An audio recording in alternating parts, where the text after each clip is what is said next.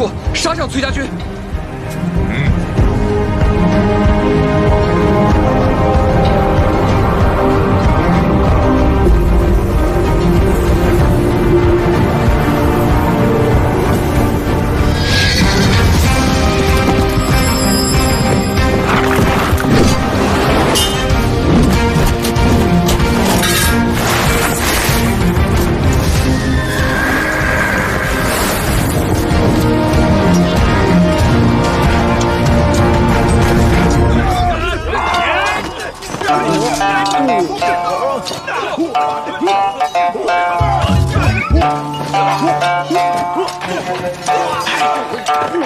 你俩在这干什么呀？石小不是说假打吗？打谁不一样？屁话！你打自己人吧，打崔家军呢？打他们啊！去呀！呀！走！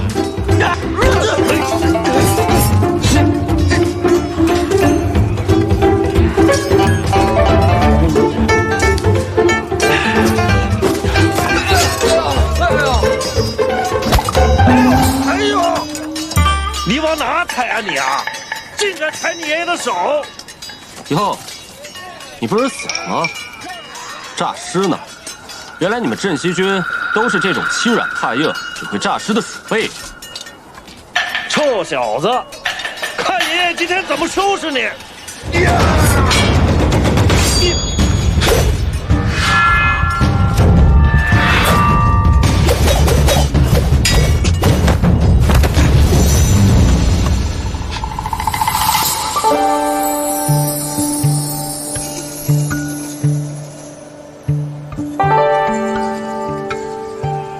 原来是你。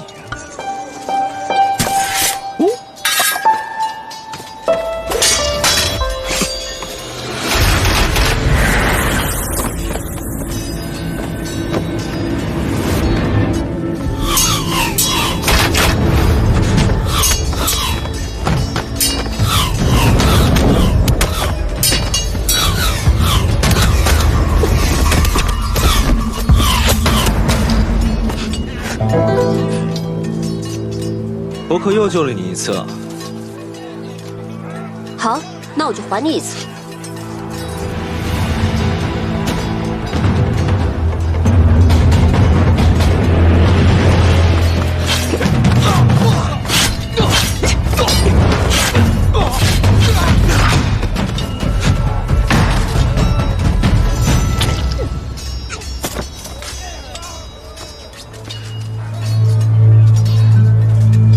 这些人为何要杀你？这些人虽皆是面生之人，又极力遮掩，但我心中有所猜测。石七郎，没事吧？受伤了？姓崔的，不是说好了假打吗？怎么回事？我看交战到这儿差不多了，走。报！如何？事后来报，镇西军已击溃崔家军，崔公子负伤，崔家军后撤30里，重新列阵。镇西军虽胜，但损伤惨重，元帅李逆腿部中枪，已被抬回军中。好，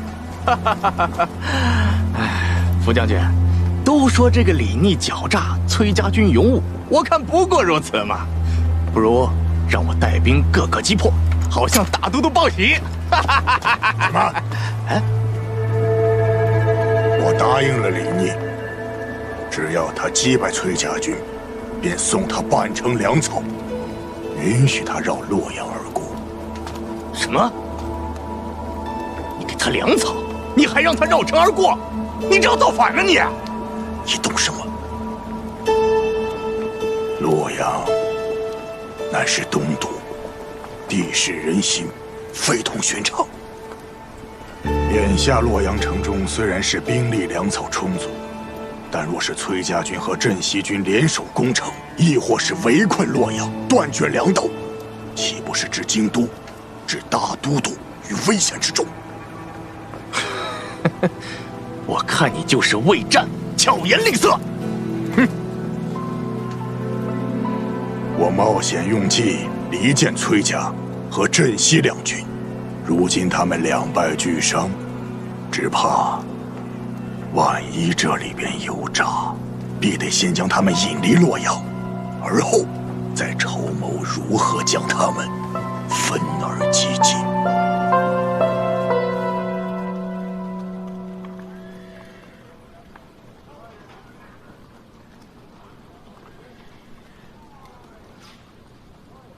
疼吧？不疼，就是蹭到了。阿莹，你怎么受伤了？公子，公子，没事儿，我没受伤。没有伤到就好。公子，崔家军的人，有人想杀我。不对，刚才我戴着面具，他们以为我是你。是有人想杀你。那你觉得是何人所为？崔家军中的人，能一直这样不遗余力地针对你我，还能有谁呢？看来这个崔丽隐忍多年，终究是忍不住了。公子放心，我会有办法，让他掀不起风浪来。石七郎，哟，石七郎，今儿叫我来不喝酒了，改喝茶了？以茶代酒，千饮几杯。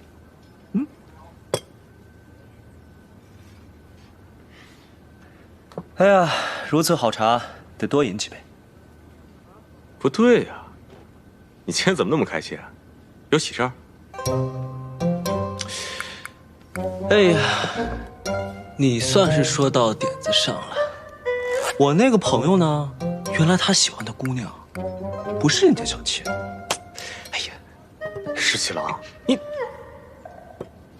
你的朋友还没把这件事情放下呢。大丈夫拿得起放得下，我以为他们早就断了呢。哎呀，你不懂。行，我不懂啊，但是明眼人都看出来了，那个何校尉和崔公子来往密切，就算不是他的妾室，这两个人必定有私情。石七郎，我们和崔家军虽然同是秦王之师，但是这个崔家是肯定有一心的，将来会成为国朝之患的。你什么时候知道的？哼，什么时候知道的？长眼睛的人都能看出来，你喜欢那个何校尉，是不是？有这么明显吗？那下回我收敛一点。你干嘛去啊？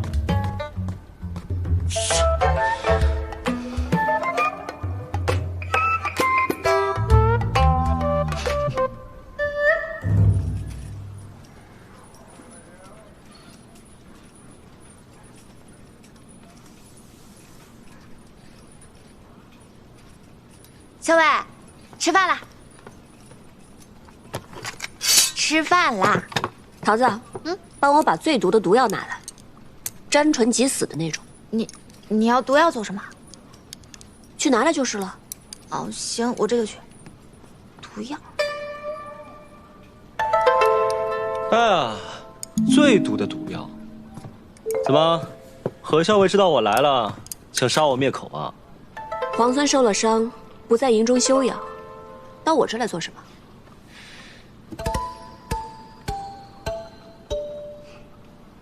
哎呀，以前都是你替你们家公子上阵杀敌的吧？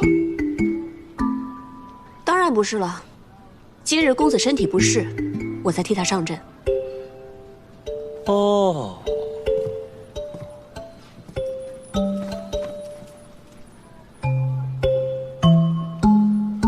我都已经知道了。知道什么？我知道了你的身份。知道我什么身份？我知道你的身份其实是……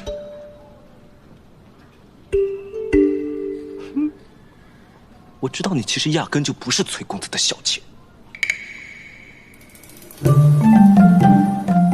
我就不是，那又如何？哼，你这个满口谎言的小骗子！啊，跟你商量个事啊，如果我抓到郑国公，洛阳就归我，如何？那不行，即便你能抓到郑国公，除非你们镇西军不需要我们崔家军相助就能攻下洛阳，否则洛阳不能归你。小伟，毒药拿来了，咱们是要去给镇西军下毒。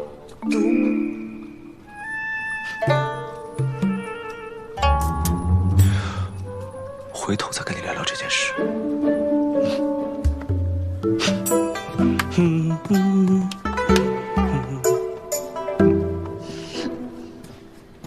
小伟，这李皇孙怎么来了？他跟你说什么了？怎么还有以后再说？你以前有什么事情都不瞒着我，现在都不告诉我了。这毒药还用吗？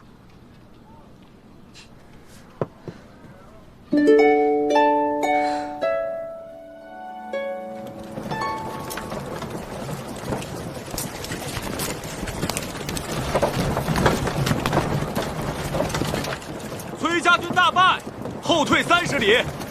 昨日一战，不负辅公所望。这一仗打得漂亮，不愧是你阿爷的好儿子。辅公过誉了。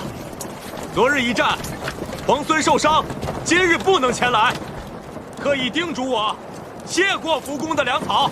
福某说话算话，答应给他的粮草，就一定会给他的。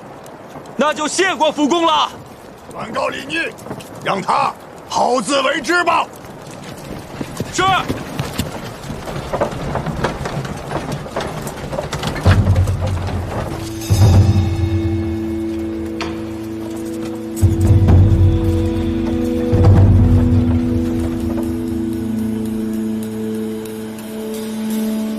石七郎，这不是服务员答应给咱们的粮食吗？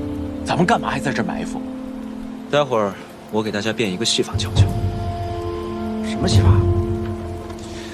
就从这粮食里面，给你们变一个郑国公出来。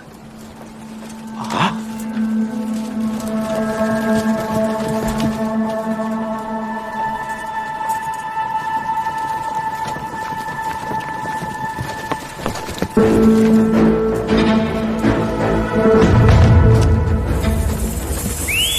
出！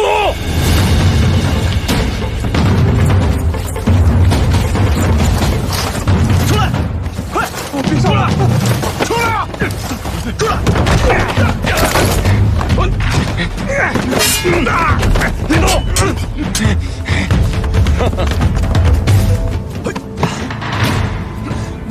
裴将军啊，这够吃多长时间啊？够吃一阵了。这还抓到一条大鱼呢！这下洛阳城啊，稳妥了。这就是孙敬的小舅子，郑国公是吧？啊，哎，长得也不咋好看呀。就是啊，那孙敬的老婆长得肯定也不好看。哎呀，我还没见过国公这样的大官。这甲不错呀，不错呀，嘿嘿，这样的大官就义道，竟然嗷嗷的哭。洛阳城的亲贵子弟躲在这个粮车上想偷袭我们，还是我们石七郎神机妙算，把他们逮了个正着。既然已经抓了郑国公，那么这洛阳城就等于是在我们手上了。是啊，太好了，太好了。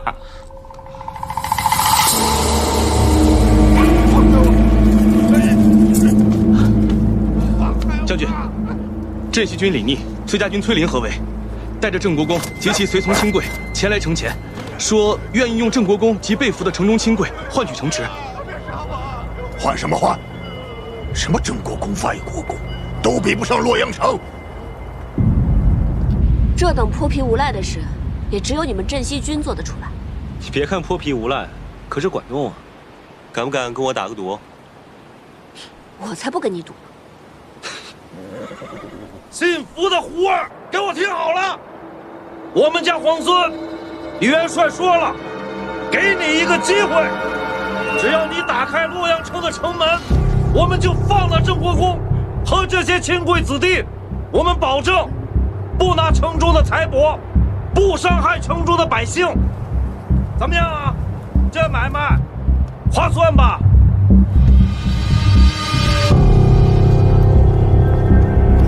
郑国公可是孙敬的内弟，你要是不救他，尊敬那个大都督是不会放过你的，你还不如。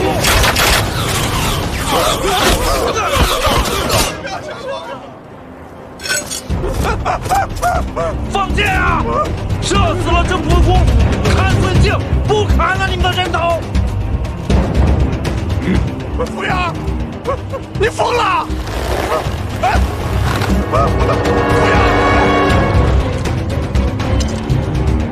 扶阳，别你放啊！别放啊！扶阳，别啊！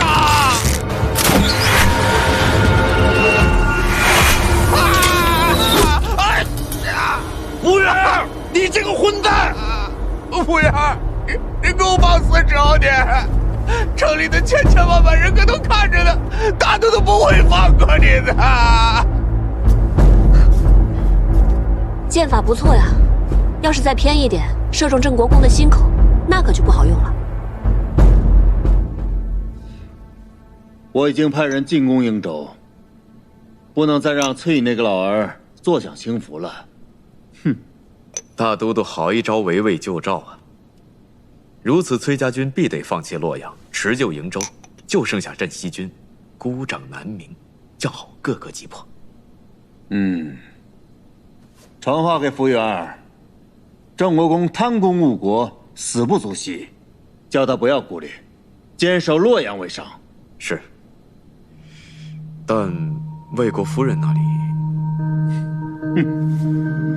夫人聒噪，我不理会便是了。李逆的那2个兄长，如今还在江南吗？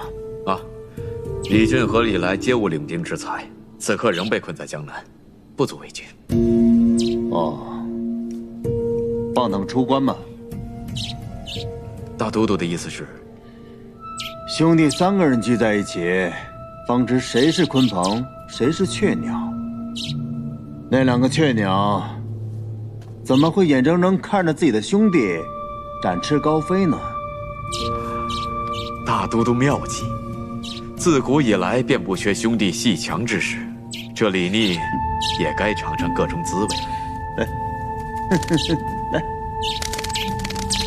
来，这个孙敬用兵诡计，派大军进攻瀛州，但崔家军的主力在此，只怕父亲那边撑不了多久。孙敬这是围魏救赵，逼我们退出洛阳。我还是动身回瀛州吧。现在回去也来不及。那怎么办？主要瀛州路途遥远，若是能借到望州，倒是可以在路程上节省好些时日，既能解瀛州之围，又可拿下洛阳。可望州在李逆手里，只怕他不肯借道啊。以我们现在的实力，这件事情还是有商量的余地的。什么？瀛州告急？消息非常可靠，孙敬大军已经在路上了。看来崔家军肯定会有所行动，但他们未必能赶到瀛州啊。若要及时赶回的话，崔林得需借到望州。你什么意思？是要把望州借给他们？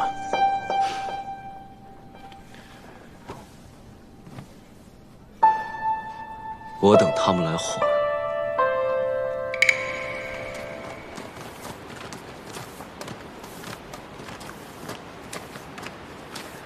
超儿，你陪桃子姑娘去找医书。是。桃子姑娘，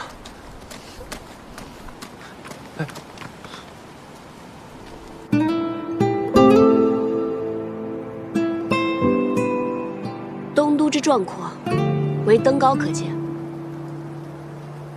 俯视洛阳川，茫茫走胡兵。流血屠野草，豺狼尽灌婴。皇孙借太白的事，是在暗讽何人？我只是忽生感慨，穷极壮丽的东都，如今一卷入战火，虽无宁日，不知何时能现。皇孙自起兵以来，便知道，这烽火连天，白骨万千，只有以战止战，方才可天下太平。我只希望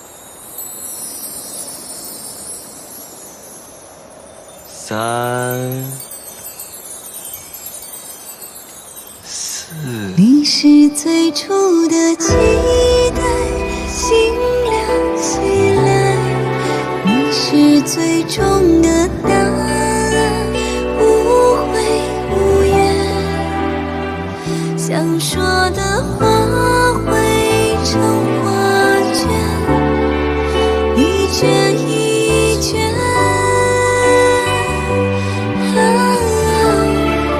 你是唯一的誓言，心照不宣。你是很久的思念，始终不变。为你愿放弃这世界。你输了。此生无憾。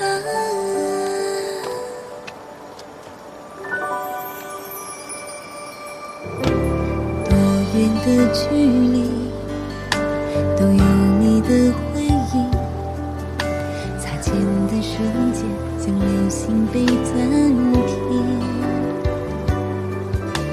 熟悉的声音。喂，刚才可不可以不算啊？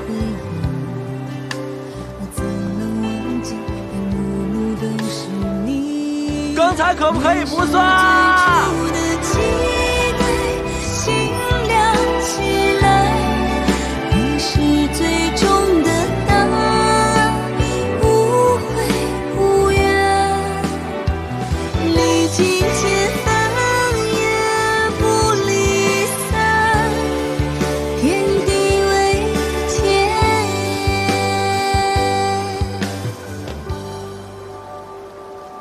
道长，我听说太清宫藏经阁内有一本医书，乃是孤本，能不能借阅一览？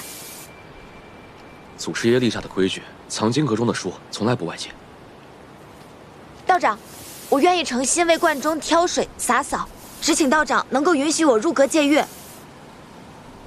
挑水洒扫都是重活，你一个姑娘家，道长，我愿意帮他挑水。道长，我也愿意帮他洒扫。道长，我也愿意帮忙，还请道长行个方便。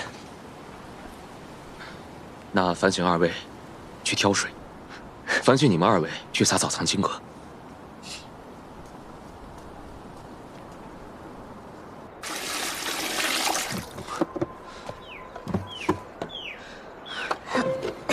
哎，桃子姑娘，我来帮你吧。哎，那可不行，你是来帮我干活的，又不是来替我干活的。还有啊，你为什么要帮我？我也不知道，反正我一看到你，我就想帮你。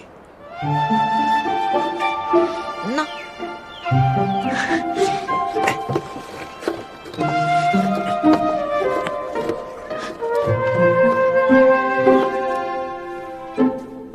看二位的模样，都是读书识字之人，还请二位在洒扫时爱惜书籍。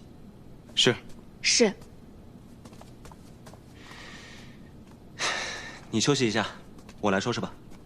让皇孙亲自干活，这不太合适吧？既然我赌输了，就让我先略表心意。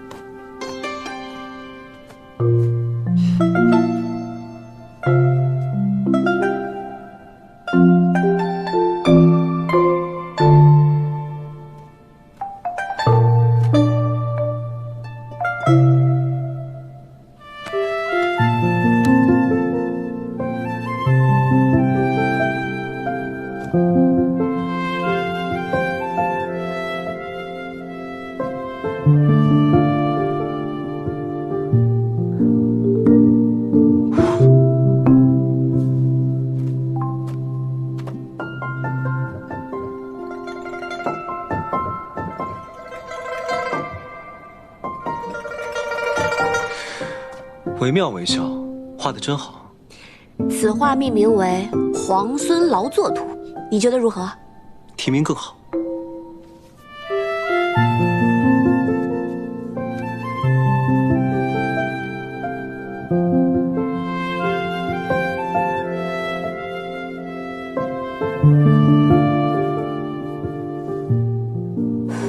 想必这是要赠予我了。哎，这是我画的，为何要赠给你啊？可你画的分明是我，自然归我。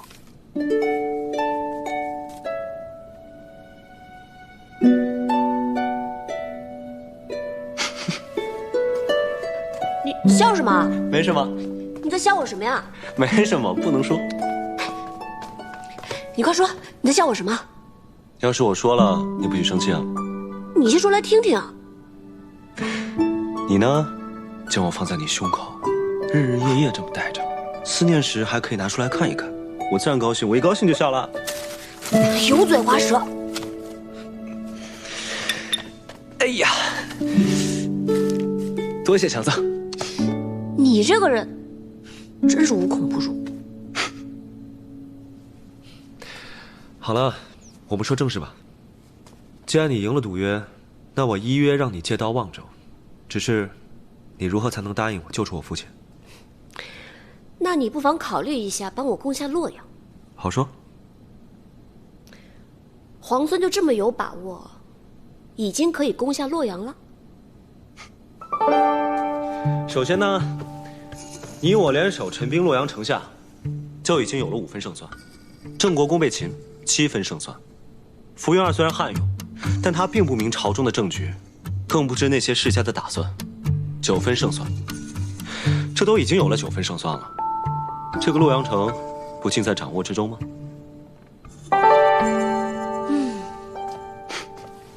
皇孙如此替梁王谋划，梁王何幸？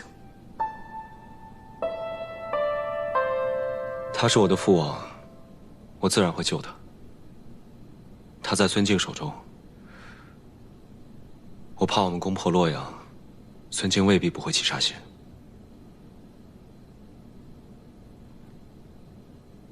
那不如置之死地而后生。置之死地而后生。傅元儿假借大都督之名，是绝对不会救我们家郑国公了。只怕诸位府中的主人，傅元儿也是不会救的了。那又怎么办？那怎么办？傅元儿是不能指望了，我们必须靠自己把主人救出来啊！这话说的对。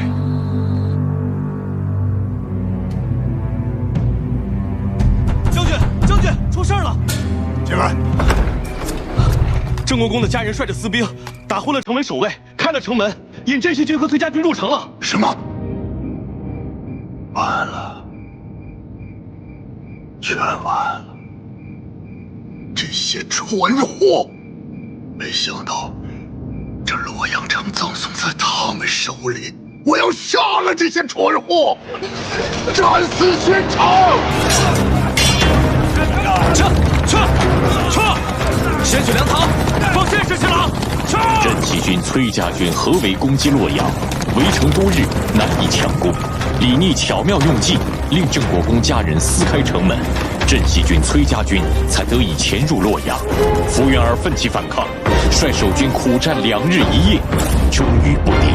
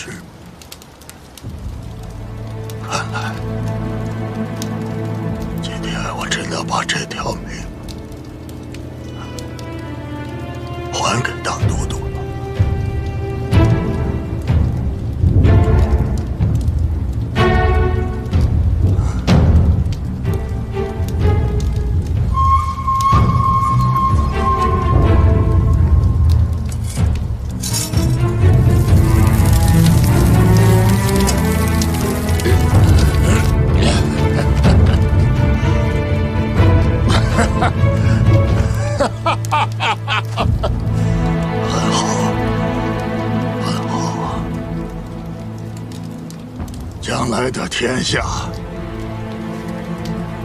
就是你们这等少年英杰的。等到你和他争夺这天下的时候，那将是何等的精彩啊！可惜老夫看不到了。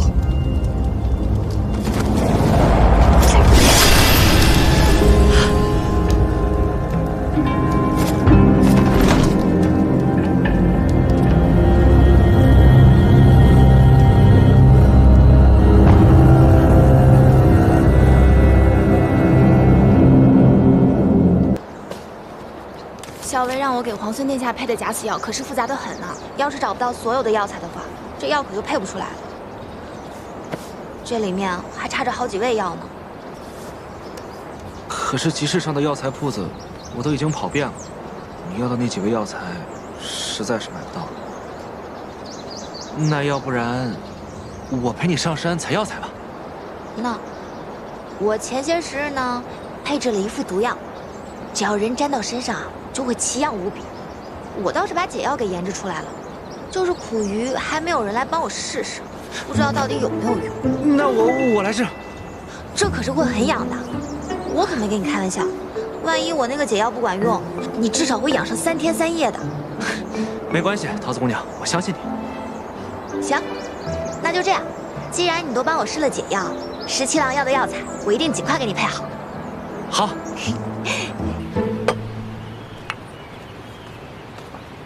知道你爱吃甜的，来尝尝这糖彩酥。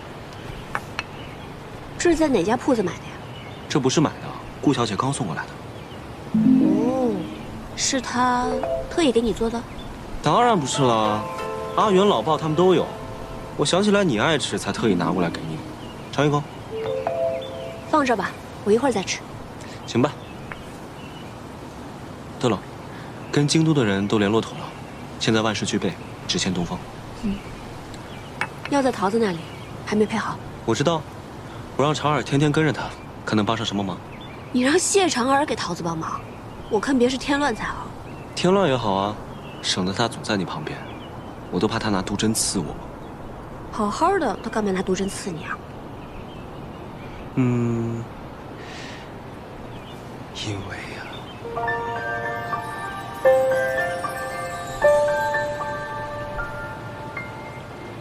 咱们拔营吧。与镇西军同住在这里十分不便，哪怕今日在外面打营仗，也要搬出去。是。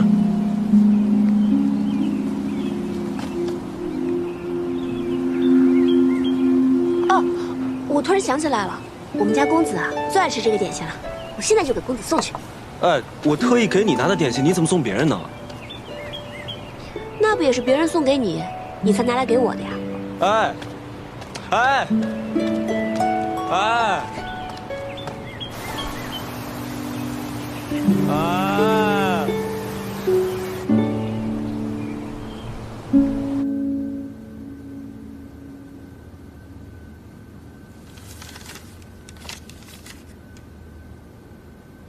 大都督，镇西军和崔家军携手攻克东都，吴元儿以身殉城。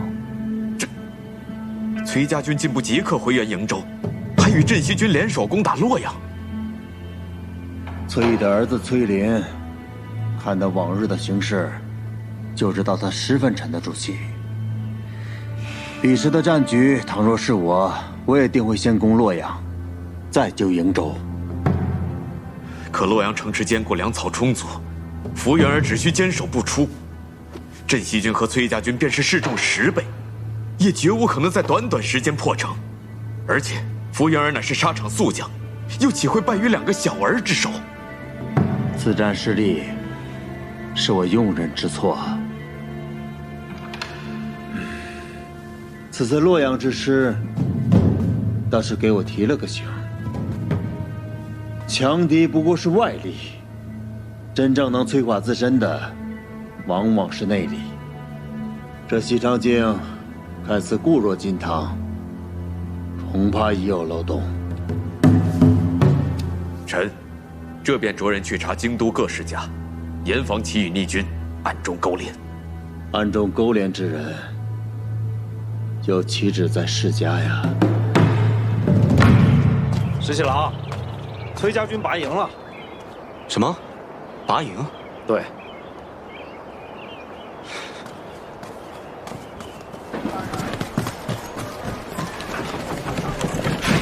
小伟，都已经收拾差不多了。我去河边走走。我陪你一起去。不用了，你先忙吧。好。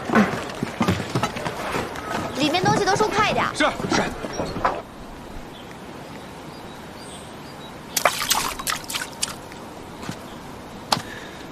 怎么说都不说一声，就突然要拔营搬出城了？我们崔家军如何行事，还要向皇孙禀报啊？那倒不是，只是走得匆忙，想起不能送你一程，又想起不久后你便要回瀛州，从此山高水远，不知何时才能相见。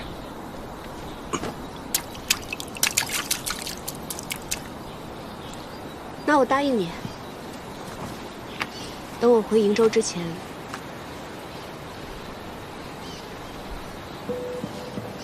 一定好好来跟你道别。你说的。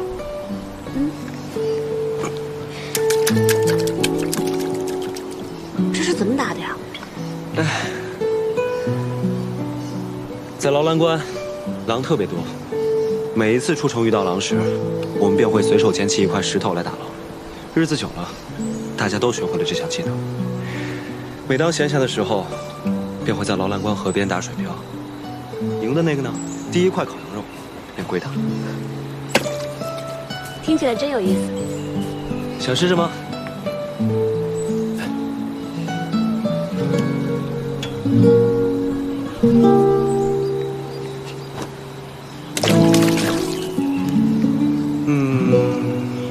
不够远，我教你。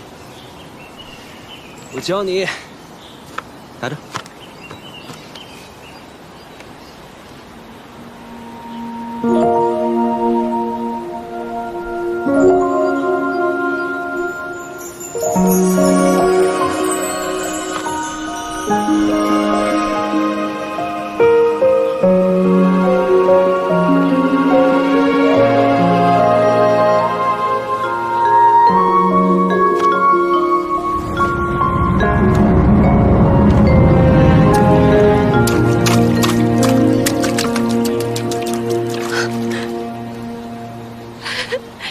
成了，成了，原来是这样。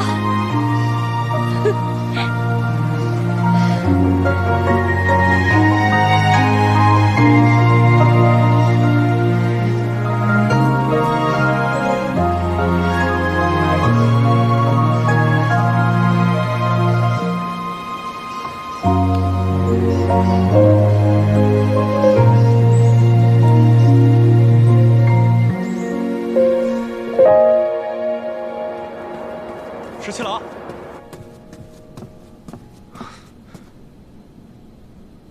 崔礼来见过我。崔礼，此人志大才疏，且小人无解，为了权势不择手段。怎么，他找你所为何事？他想联手我们击杀崔林。小裴将军，在下有意与镇西军联手，击杀崔林。你就不怕我把你绑了起来，送到崔公子面前啊？恕在下直言，就在杀崔林这件事情上，你我二人的立场应该是一致的呀。从望州到洛阳，我那个堂弟应该没少给你们添麻烦吧？如若没有他，粮草你们有了，这城池你们也早就拿下了。小裴将军，你难道就没想过斩草除根，除掉这个心腹大患吗？在下可以向你保证，等崔林死后，这崔家军由我节制，到时我一定拥戴皇孙，以镇西军马首是瞻。事成之后，洛阳由我节制，如何？张口便要洛阳，你胃口不小啊！小裴将军，这洛阳由在下节制之后，镇西军便可长驱直入，直奔那西长境。届时，你们能够击杀孙敬那个逆贼，这全天下都是皇孙的了，自然可光复大玉王朝。到那时，还会在乎区区一个东都吗？是吗？如此，便一言为定了。在下斗胆，还想向将军讨一信。什么信？还请劳烦皇孙手书一封，言明事成之后，那洛阳由在下节制，如何？是，小裴将军，这是何意啊？崔公子想要皇孙殿下的手书，也要看能不能杀了崔林。你什么事情都没干，就想要手书，恐怕不太合适吧？啊？是，将军说得对。不如这样，在下先去把崔林的手下们给事成之后，再向皇孙讨要信物，这样如何？届时再谈吧。此等小人，必须告知崔林，让他提防一二。十七郎，我知道你要说什么，不过我还是想堂堂正正，与他在战场上一决高下。我并不愿意看到他被小人暗箭所伤。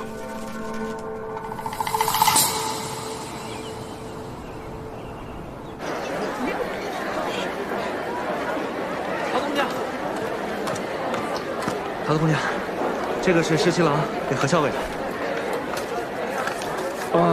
还有这个，这是我给你的。这是什么？猪耳朵，我跑了好几条街才买回来，还热着呢。我不要。可是，你上次不是说你喜欢吃吗？我现在又不想吃了。喂，怎么了？我这几日和校尉住到城外去了，你感觉身上有没有什么不舒服啊？哦，没有没有，你给我的药挺好的，我就养了2天就好。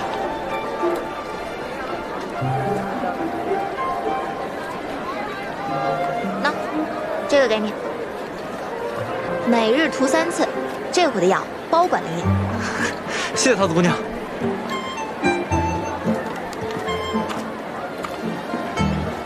那，什么呀？猪耳朵呀，本姑娘忽然又想吃了。给。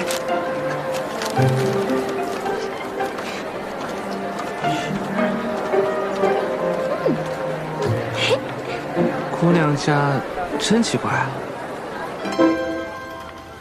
校尉，皇孙殿下的信。你怎么这么高兴啊？没有啊，我有什么可高兴的？难道不是因为耳朵？什么耳朵？那不是猪耳朵吗？校尉，取笑我，我不给你吃了。阿莹，闻得崔家军中有叛者，预谋崔公子性命，恐有利害阴谋。你与公子左右多加留意，有别后珍重。从今日起，再增加一支亲卫保护公子。此去瀛州，行军路途复杂，务必要保护好公子的安全。是，属下这就全办。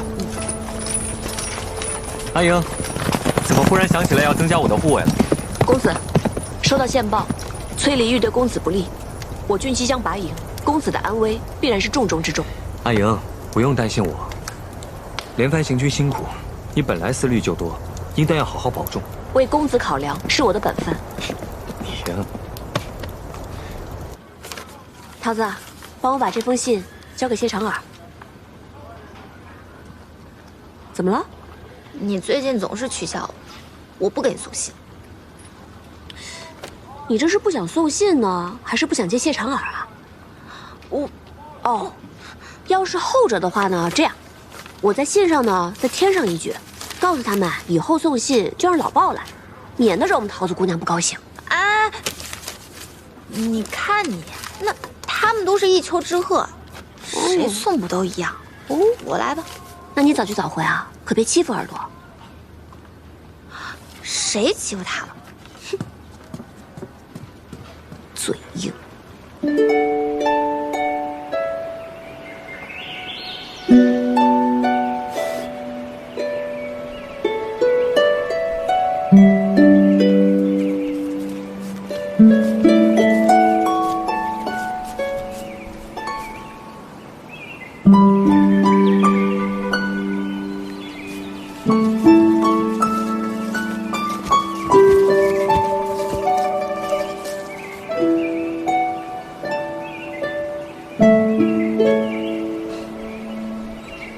皇孙，这是睡着了？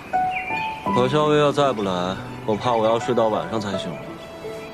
沐天席地，十七郎真是到哪儿都能自在逍遥啊！自是因为此刻清风为善，草木为香呢。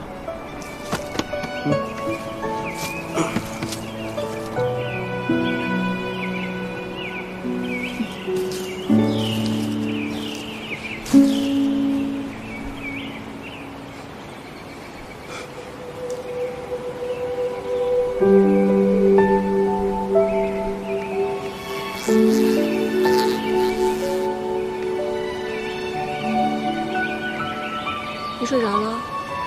睡着了。你为什么要提醒我？崔离会对我们家公子不利啊？因为我提醒了你，你就定然会回心来劝。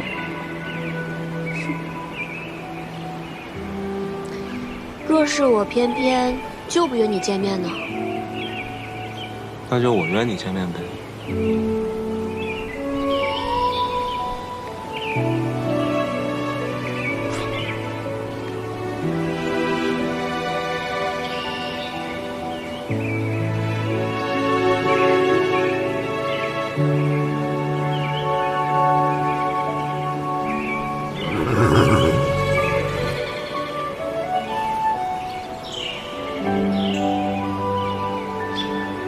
我要回瀛州了，答应过你，要和你好好告别。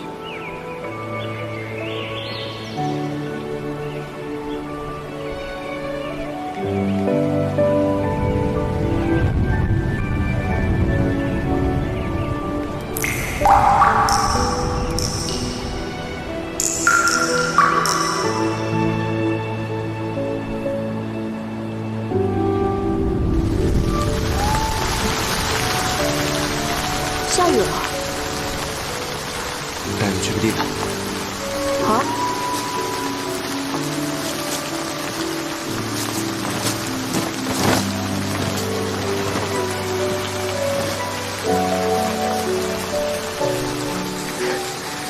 没想到皇孙还准备了这么一间屋子。那是自然。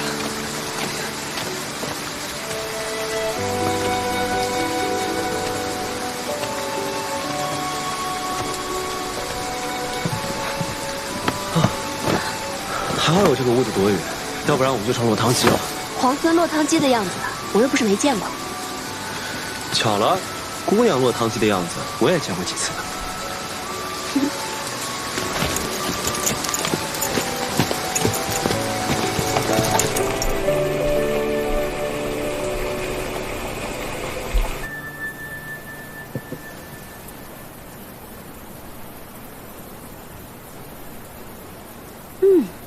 清香沁人，入口微苦，别有一番风味。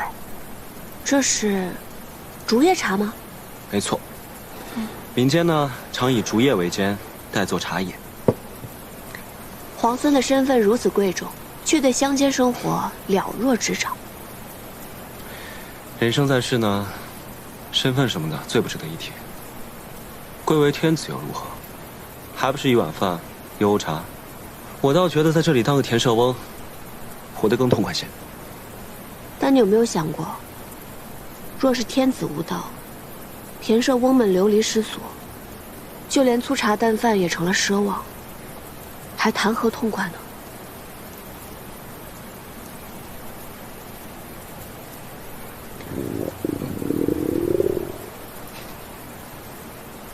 也不知道这儿有没有一碗饭，可以填饱我们田舍翁的肚子。都准备好了。这是好的。哦，这不行。我厨艺不精，如果你不嫌弃的话，我给你露两手。十七郎亲自下厨，我岂敢嫌弃啊？不过，我好像什么都不太会。哦，生火我应该行。好，就这么定了。我来看看啊。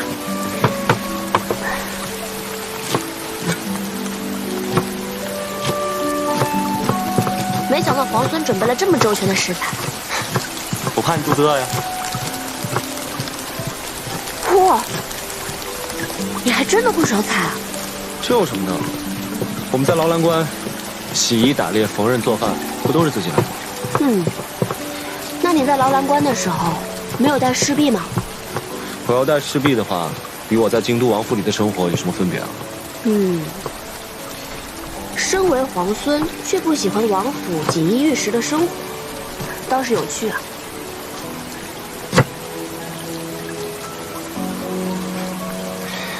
我呢，是恶月出生的恶子，从小先帝和父王就不喜欢我，这样的锦衣玉食，不要也罢。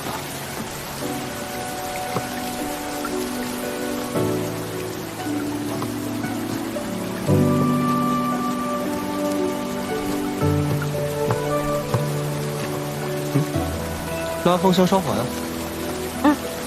好。烧火放火是我最擅长的。是。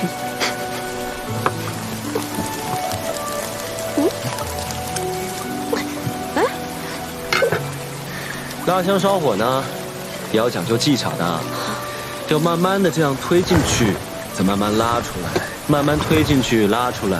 还有呢，我试试。火候很讲究的，可不能忽大忽小，这样炒出来的菜就不好吃了。放心吧。来。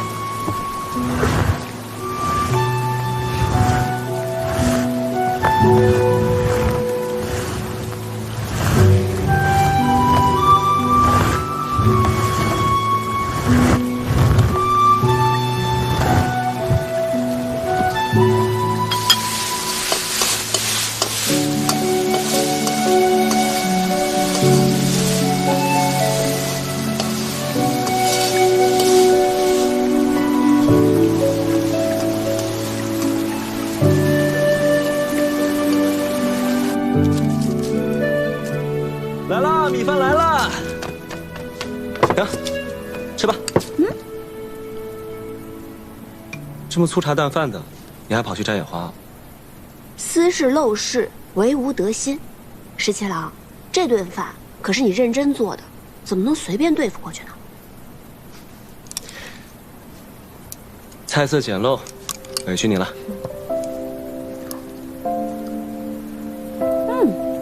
如何？好吃。那你就多吃点。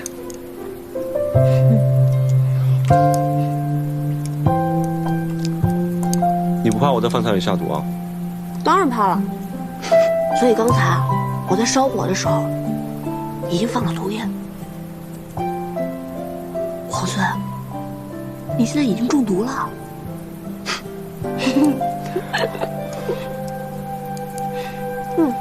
这个好吃。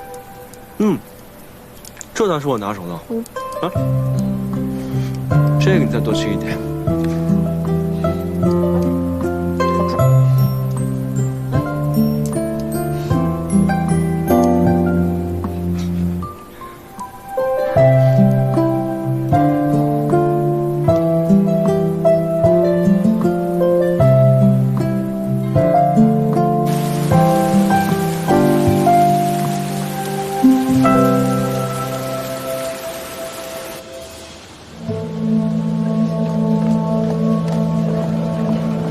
给我砸！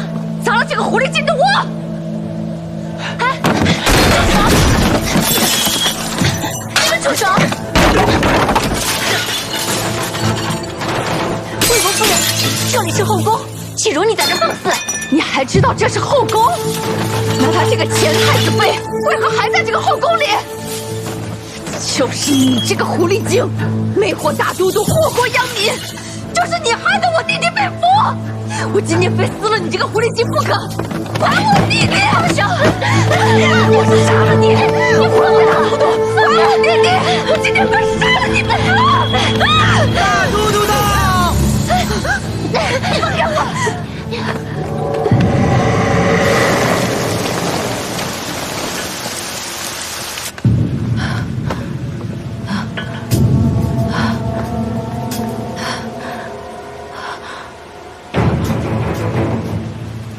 来人，魏国夫人病了，扶她下去，速速请御医。是。大都督，放开我！大都督，大都督，给我退下！大都督，如何？你受伤了？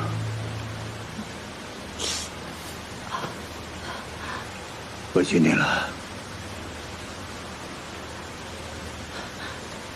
切不委屈。我早知道就会有今日，怎会委屈？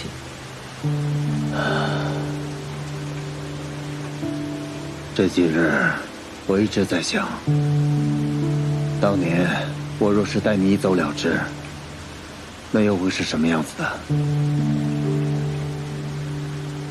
想当初，我在城外的十里长亭，足足等了你1日，直到太阳落山，也没见你来，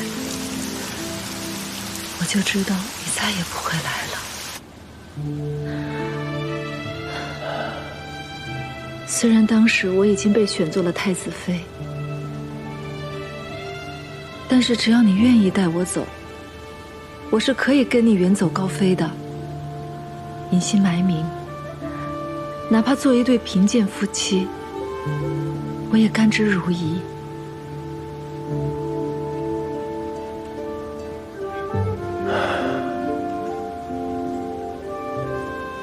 是我辜负了你。不，我也知道，你上有高堂老母，下有弱弟幼妹。若你真的带我一走了之，那就是满门抄斩的大罪。我如今罪孽深重，可是只要想到和你在一起的日子，哪怕是偷来的，只要能和你在一起，不管别人骂我还是唾弃我，我都是那么的高兴。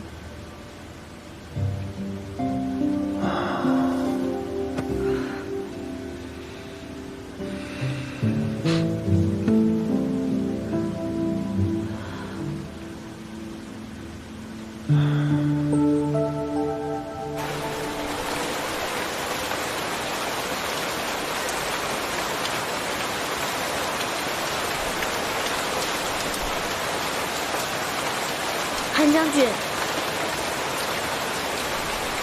咱们现在距离西长京是不是已经很远很远了？已经有数千里了，便是快马驰骋，也得10数日。母妃最后跟我说的是，阿泽，你快逃，逃得越远越好。可是韩将军，我不想再逃了。我是太子的长子，我是国朝的太孙，但现在我每日都像老鼠一样东躲西藏。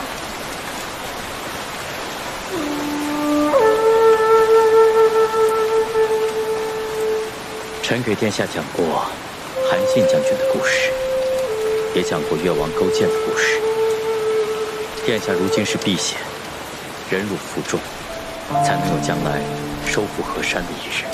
那日你说镇西军统帅李密是我实际堂兄，镇西军已经从劳兰关一直杀到了望州。17哥领兵还是挺厉害的，我真想同他一样，与敌人正面对阵，拼杀一场。17皇孙确实战功显著，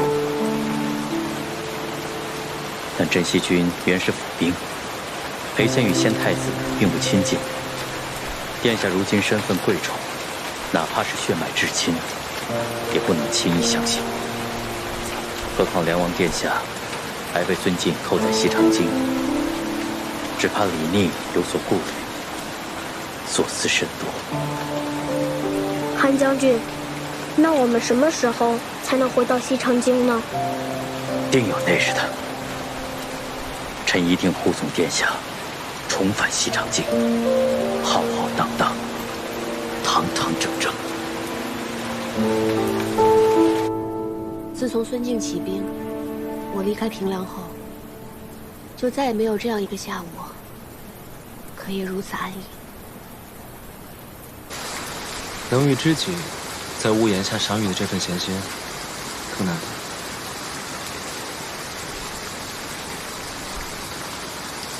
前几日，我还做梦回到劳兰关，打了一头特别肥的黄羊，正烤着呢，梦就醒了。我很好奇，劳兰关真的有那么好吗？值得你如此念兹在兹？行无辙迹，居无仕路，岂不快意？日后，我邀你同我一起去劳兰关，你可愿意？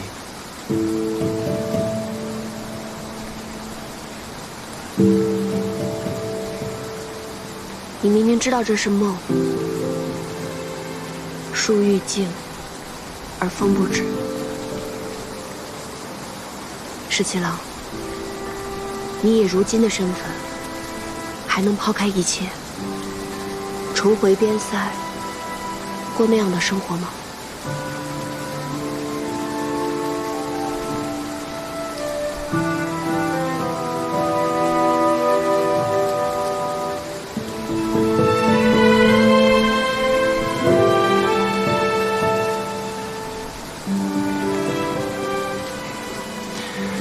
难得有一场好雨，将你我困在这里。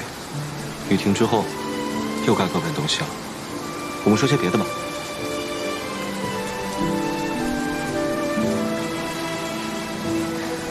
好，那就说说你吧。你小的时候是不是特别顽皮呀？何止顽皮，简直顽劣。我父王打我的藤条都不知道断了多少根呢。看来梁王殿下这番苦心管教，这收效却是甚微啊。我倒不怕挨打，我就怕念叨。我娘生我时难产而亡，整个王府之中，只有董王妃对我十分照顾。我父王又不喜欢我，我的2位兄长都仗着父王的偏心，总让我顶包挨打。日子久了，父王就更讨厌我，见到我就皱眉。真想不到，你还受这样的气。我那2位兄长都是董王妃所生。我娘是董王妃身边的侍女，听说从前一不多愁。幸好董王妃对我娘十分照顾。我阿娘过世之后，又是董王妃抚育我。为着王妃，我也就万事不与兄长计较。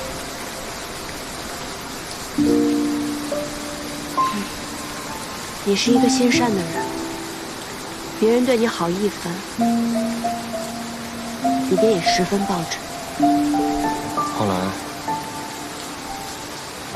董王妃病故了。我在家中了无牵挂，也厌倦了在京都的生活。我宁可戍边保家卫国。于是我就想了一个法子，去了劳兰观。我走的那天，我父王跟兄长们都特别高兴，只有奶娘一个人流着眼泪送我。奶娘呢？现在还在王府吗？她年岁大了，我一离开王府，便将她送回老家安享天伦。也幸好离开了京都，只是许久未见，不知她是否康健安好。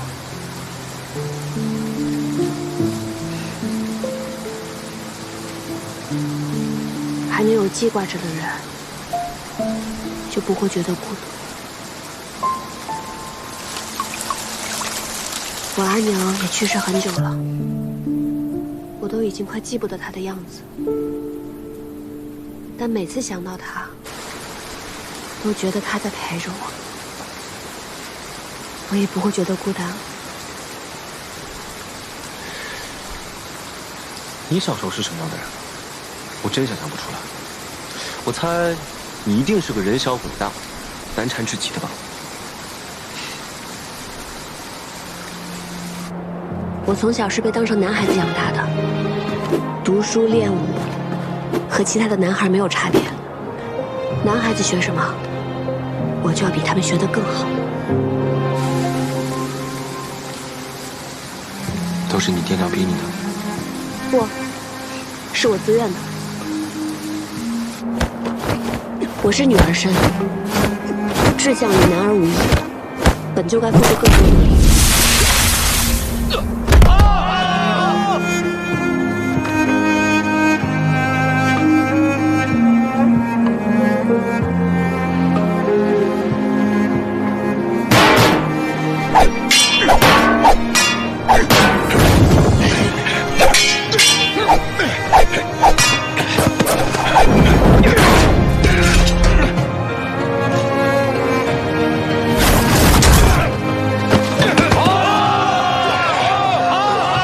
是起3更，睡5更，要比旁人流更多汗，甚至流更多的血。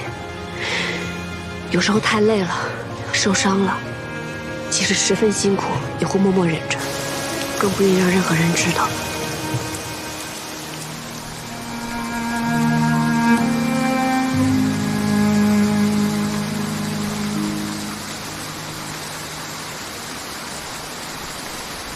在想什么？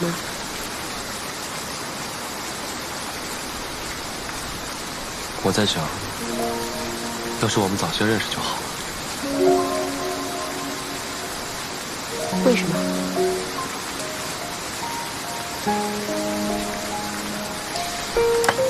这样我们就能一起练武，一起读书，一起打仗，闲来无事，还能像这样聊聊天。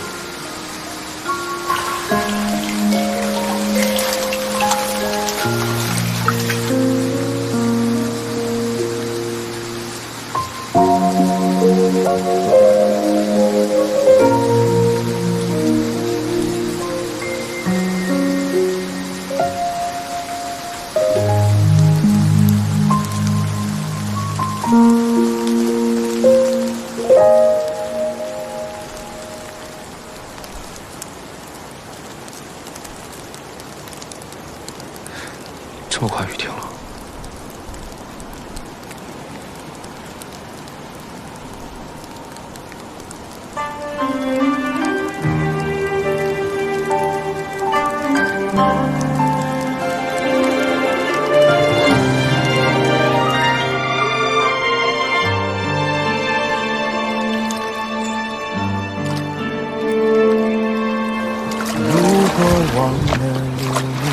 回去吧。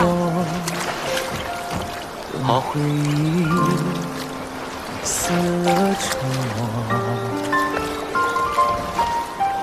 落在你心上的斑驳，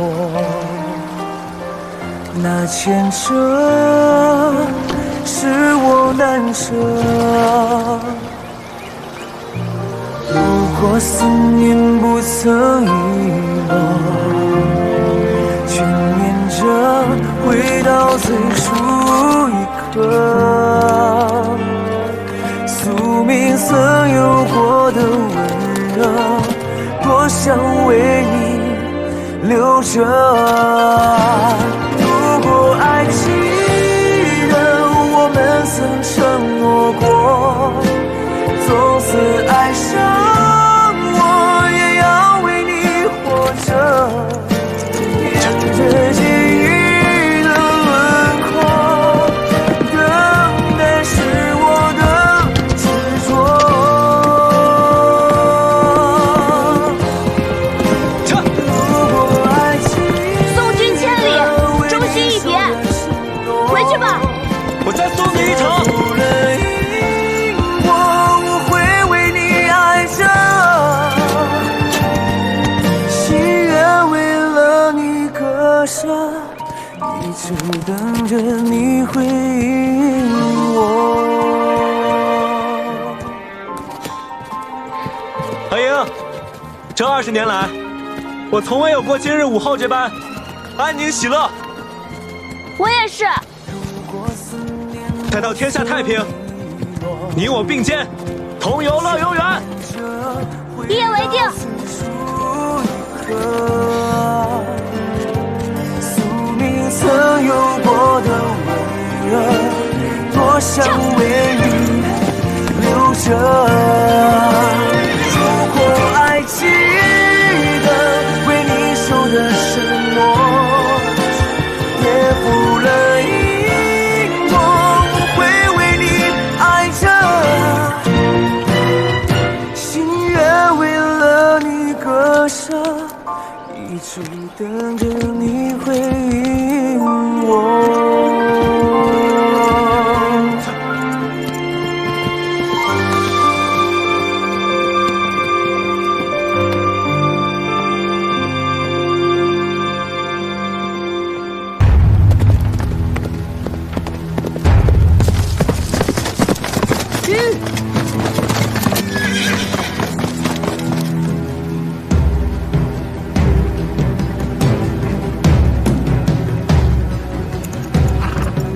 崔离，为何拿我？勾结外贼，勾结镇西军，怎么还不认罪吗？证据呢？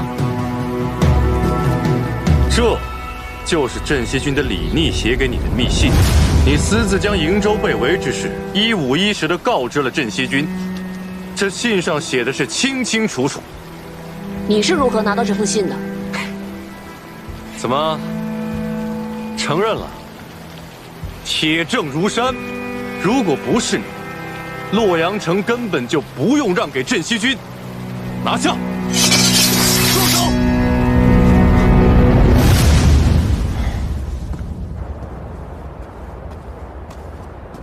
石七郎，你可算回来了。出什么事了？接到军中急报，李俊和李兰已经率军濒临洛水。看来，这孙敬早就撤出了围困我兄长的兵马。我那2位兄长，果然是不负所望。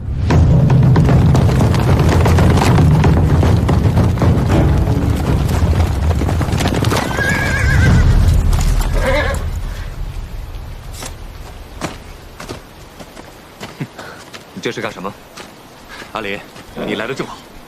我早就怀疑这个何校尉和镇西军的李逆有私交，就是他泄露了不少我们的军纪，这就是证据。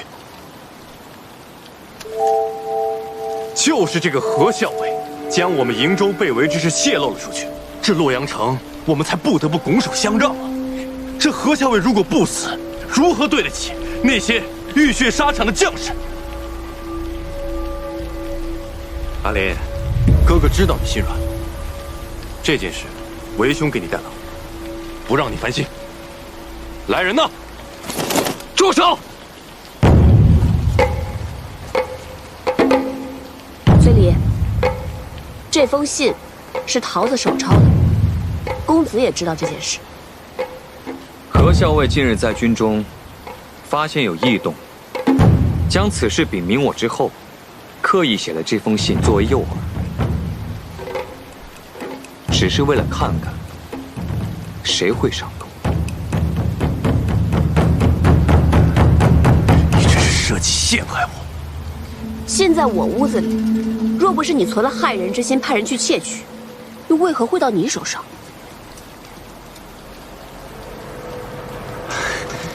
阿林，我这么做实在是因为他所作所为太可疑了。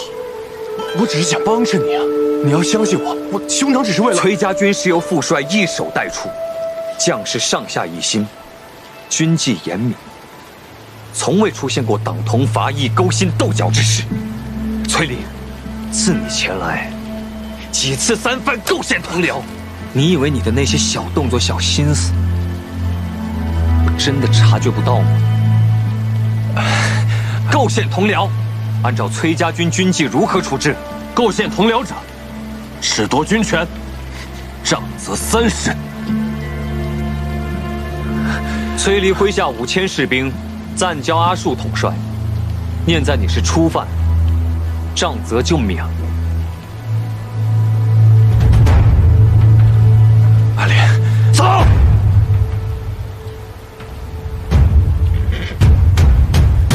这次借机收回了崔离的兵权，想必如今他也翻不出什么浪花来了。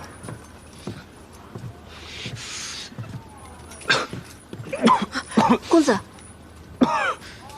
没事吧？是不是刚才在外面站久了，受了寒气？我叫桃子来给公子诊脉吧。阿英，今日出营，你究竟去了何处？我去见了李逆。李逆是镇西军主帅，你不应该一而再、再而三的私下去见他。我知道，我现在说这些话你不爱听，可是就像今天你看到的这样，我们原本设好了局，等着引蛇出洞，你私自外出，崔离才提前拦截了你。万一他真的动手了怎么办？公子放心，就一个崔离，他奈何不了我。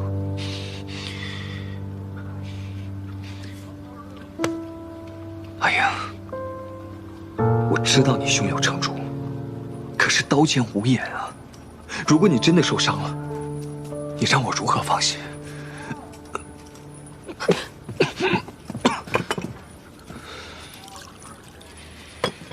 公子，快，先喝杯茶，快喝。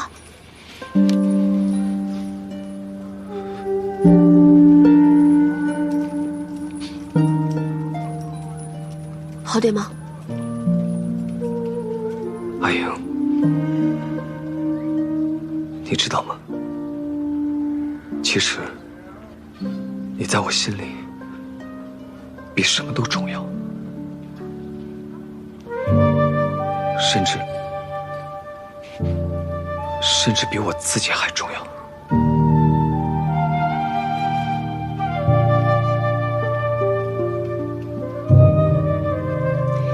你我从小一起长大，我一直都把你当作兄长看待，所以于我而言，你也很重要。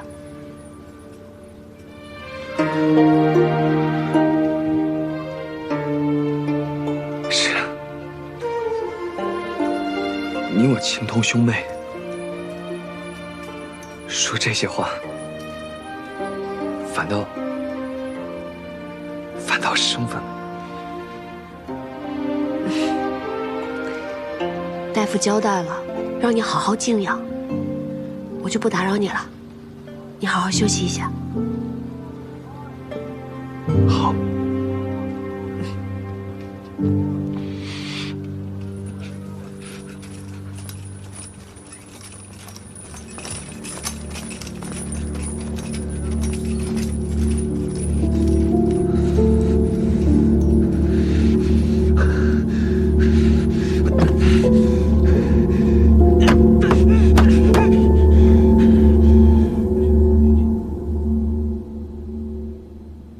最迟明日，李俊和李来就会率军抵达洛阳。他们二位向来是志大才疏，又嫉妒你的战功赫赫，此次前来必定是来意不善。石七郎，拿个主意吧。既然兄长们都来了，那我们就走吧，把这个洛阳城让给他们便是。把洛阳城让给他们？洛阳是咱们辛辛苦苦打下来的，而且又以3城换崔家军退出洛阳，现在就要拱手相让吗？兄长们驻守洛阳城也是一样的，兵贵神速，咱们就去潼关。那怎么能一样呢？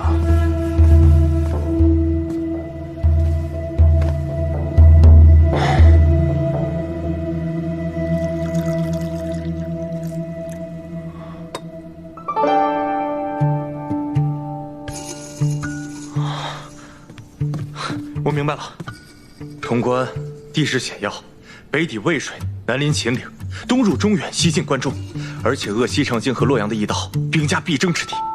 孙敬一定想不到咱们会放弃洛阳，打他个措手不及。拿了潼关，就犹如扼住了西长京的咽喉，距离攻破西长京也就不远了。哎呀，这样最好了。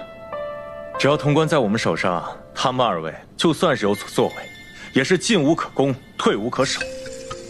石七郎，我还以为你会对他们二位心慈手软，现在看来，如此甚好。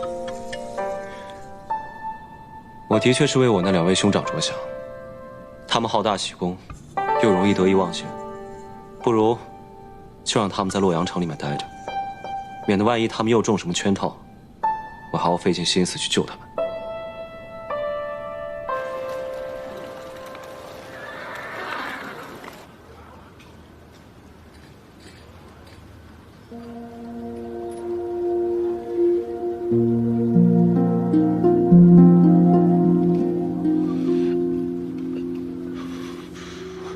公子，你醒了。何校尉呢？啊，他昨晚都在自己的营帐中，未曾出去。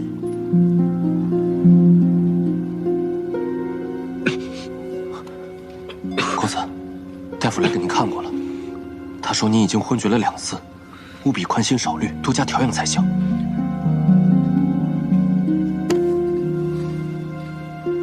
我知道您心里还放不下何校尉。但是他迟早会明白，这世上对他最好的人就是公子你啊！他那样聪明，我对他好，他自然能感受得到。那公子你更该放宽心了。校尉他并不是知恩不报的人，昨日您不顾生病去救他，他看在眼里，定会感动的。可是我偏偏想要的，从来都不是他的感动和回报。三郎，你别再喝了，你一夜未眠，只怕有损身体呀。好你个崔林，联合何氏设计骗我，逼我交出了军权。眼下看来，他们已经对我起疑了。日后再想行事，怕是不易了。三郎，刚刚接到密报，镇西军那边又给何氏送信了。翠林知道吗？密信直接送到了何氏的营帐，主帐那边并不知情。这回，咱们还要派人去探查吗？经过昨日之事，何氏或许会放松警惕，能够探查到什么也未可知。只要崔林还在，想对何氏下手就不是个易事。不过，如若真能探查到什么情报，倒也是有利无害。命人再去探查密信的内容，万不得露出任何蛛丝马迹。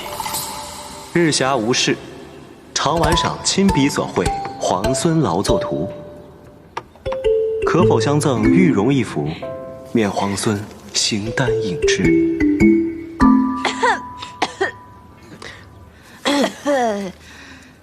哎，校尉，你不回信啊？这么着急做什么？我不着急啊，这个信又不是写给我的。哦，你不着急，这样我先处理会儿公文，你先去休息会儿吧，不用陪着我了。我是不着急，但是那个送信的谢长尔他着急。这么晒的天气，人家早回去了吧？哎呀，你不知道，那个人是个死脑筋。你要是不回信，不跟他说的话，他一准还在外面等着呢。小伟，那我可就告诉他了。我去了，我真走了。等等，既然你这么着急的话，那我就回上一封吧，免得让我们桃子姑娘白白跑一趟。好，我等着。校尉，之后来报，镇西军已经撤出洛阳，梁王长子临淄王李俊率军入城，最迟今晚，梁王次子会稽王李来也将率军抵达。知道了。真没想到，李皇孙对两位兄长还真是挺大方的，说让就让了。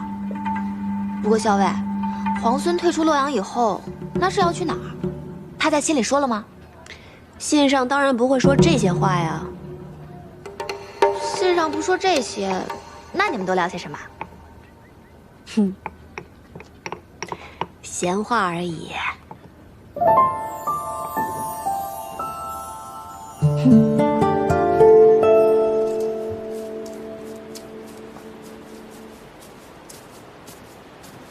哎，桃子姑娘，那，这是我们校尉回给皇孙的信。多谢桃子姑娘，那我先走了。啊？你这就走了？那不然呢？那这什么？这是本姑娘亲自调配的金疮药，外面可是买不到的。我想着你平常行军打仗的，总会有些磕磕碰碰的时候，你用了这个，保证好得快。谢谢桃子姑娘，你真好。你说什么？我走了。谢谢了。傻子。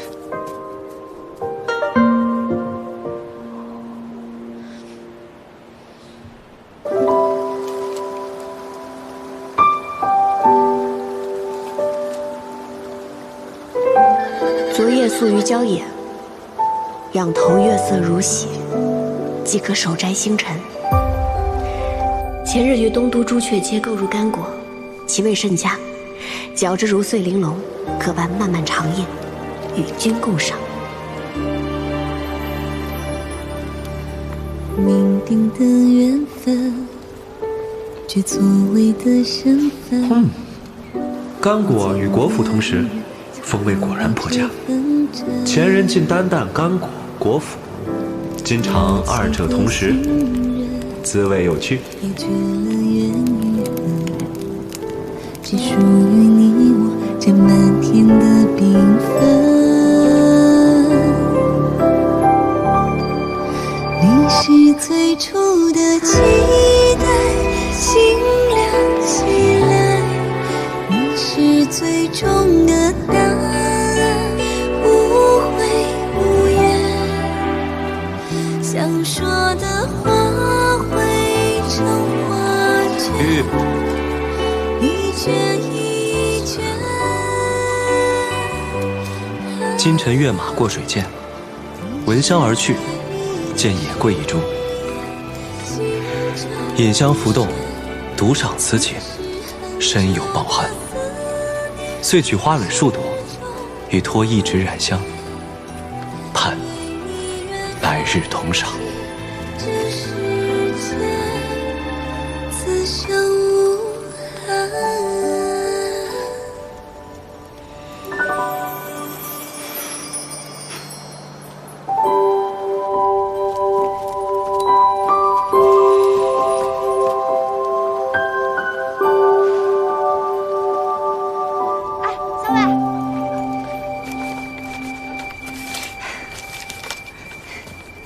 小魏，找了你半天，原来你在这儿。怎么了？也没什么，就是想问问你，今天还写回信吗？又是怕那个谢长耳着急啦？不是，我跟他约好了，以洛阳为界，在那儿互相传递书信。以洛阳为界？这是你的主意，还是谢长耳的主意啊？那只耳朵说是他家17郎的主意，约在洛阳，免得行军途中互相找人不便嘛。这个谢长耳在两军之间送信，只要记住他抵达的时辰，再测算出马匹脚程的速度，就很容易猜出镇西军现下行至何处。啊，这个李皇孙也太狡猾了。小伟，也就是你能猜得出他那些弯弯绕绕的心思和用意。那这么说，我也很狡猾啦？不是，你那是聪慧。那还写回信吗？还不知道。哎，这个怎么会不知道呢？写不写回信？就是不知道。写不写回信？写一个。有人进去了。桃子，走，咱们去散个步。小伟，咱们不进去堵那个奸细一个正着。无妨，与李逆通信就是想调出这个奸细。既然他们已经上钩，在做蠢事，让他们做吧。三郎，这是李逆写给何氏的信，属下想了法子，偷偷一字一句誊抄的。干果与果脯同时，风味果然颇佳。今尝二者同时，这都是什么？依属下愚见，李逆与何氏都是心机深沉之人，此信乍一看平平无奇，实则用了暗语将机密藏于其中，所以何氏才为找隐秘之处藏起，就那么放着，也不怕被人看去。这其中干果一句，定是他们约好的暗语。有理。那咱们找些人来破解一二。当然。自君一别，虽数日，犹数年，未尝有此滋味，甚是牵挂。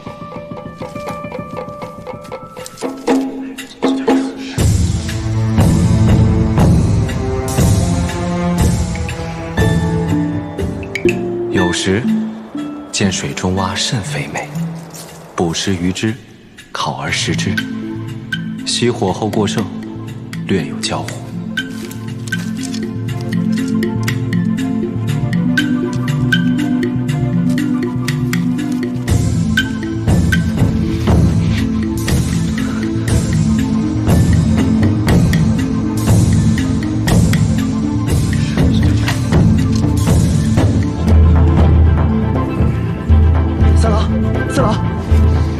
数人之力，终于弄清了这何氏与李逆之间通信的秘密了。说，皇孙李逆自出劳兰关，最擅长的便是长途奇袭、声东击西。这次，他主动离开洛阳，肯定也是想用这一招。有道理，继续说。三郎，请看，这封信是何氏最新收到的。捕食鱼之，这在水中，不是指目标宿在湖边吗？十字分拆，不正是指合而为之吗？那这湖边的目标是？我军今日不是恰巧经过湖泊，如今宿在湖边吗？如无意外，今日有时，那镇西军定会派人与何氏里应外合，偷袭我军。三郎，不如现在就把此事告知主帅。到时候来个守株待兔，只要击溃了镇西军，那可真是天大的功劳啊！是啊，功劳你个头啊！三郎息怒，我问你，现在谁人不知道他李逆正在猛攻潼关？他如何能够分身来袭击我们？现在有事已经过了，他李逆人呢？说！三郎，跪！继续跪！滚！你给我滚！是，速下告退。这是从何处取来的？崔立一直派人紧盯着何校尉，偷偷抄录他的信件。我是从崔离处取得的抄件。不过校尉明明发现了崔离的所作所为，却并未追究。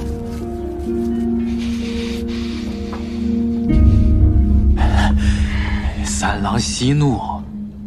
属下忽然想到一件要紧的事，上一次何氏以信件为饵设计咱们，如今回想起来，时机很巧，恰好是在你去见了裴元之后。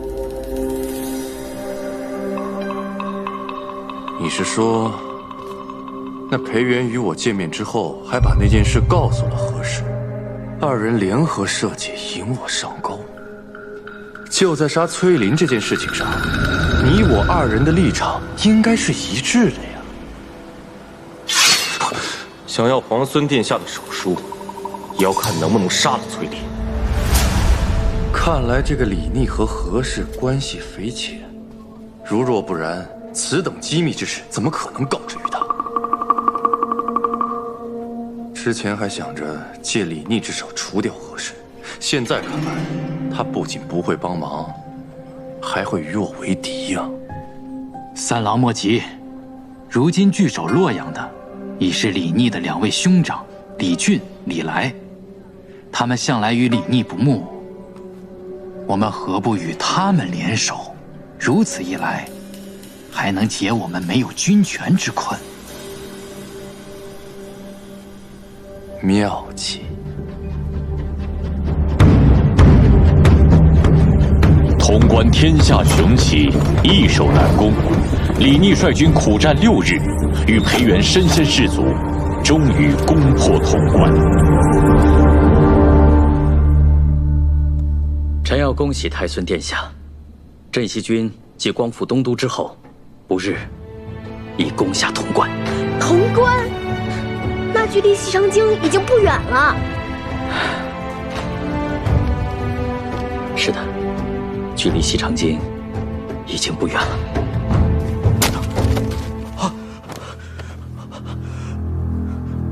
李逆不与兄长相争，直接放弃了洛阳，500里奇袭，强攻潼关。哼，带猪出好笋呐！这个梁王果然生了个好儿子。也罢，梁王的3个儿子现在已经到了左近了，他这个做父亲的，在京中耽搁已久，也该给儿子们写封信了。坐。哎，石七郎，战事如何？坐。如今大局已定，穷寇莫追。你呢？怎么样？我这个呀，皮外伤。好啊，咱们熬了这么长时间，终于把潼关给咬下来了。我听我爹说，潼关号称第一锁要，开国100年来没有任何一支军队可以把它攻克。以后在国朝史书上，咱们镇西军也可以留下一笔了。如今攻守易势，你呢？接下来应该发愁该如何守住这潼关了。石七郎，这世上哪有第2个镇西军，哪有第2个石七郎呢？那这世上也没有第2个勇猛无比的裴元了。哎，别这样说啊！但是石七郎，我有个问题，你明知道不可为，为什么还要写信给会稽王还有临淄王，让他们一起合围西长京呢？我那2位兄长啊，被我父王惯得跟倔驴一样。你呢要往西，他们就偏要往东。我不希望在当头这个时候，他们为了抢功劳，擅自出兵闯祸。当然要给他们写封信约他们合围。这样一来，他们肯定不会听我的，自然也就小小听听，按兵不动了。所以这叫指东打西，反其道而行。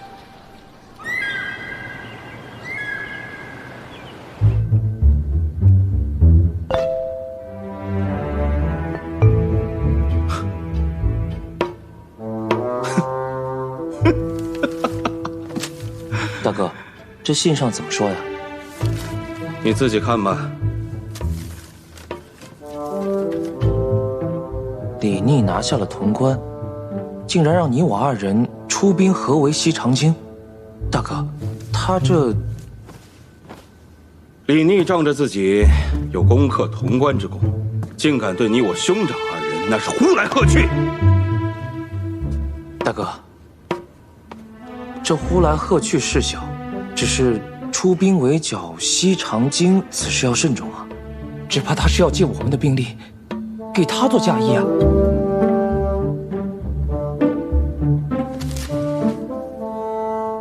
我早就知道李逆他居心叵测，万万不能让他心想事成。大哥，前2日崔家军的崔离不是派了密使前来吗？你是说，大哥，我觉得我们可以借兵给崔离，因为崔离借兵是想要杀崔林而嫁祸给李逆，如此他定会成为大哥手中的一把尖刀。公子，回来了，这一路辛苦你了。父帅身体如何？大将军一切都好。只是听闻崔离公子擅自前来，并干涉军务一事，也十分震怒，命我将令牌带回，交给公子。太好了，有了这块令牌，就可以让崔离转回营州，也不必担心他在节外生枝了。那个崔林居然千方百计要到了伯父的手令，命我即刻赶回营州，不得追随大军。好你个崔林，竟然如此忌惮我！千方百计要调走我。三郎息怒，洛阳那边回信了，不如先看看信上怎么说。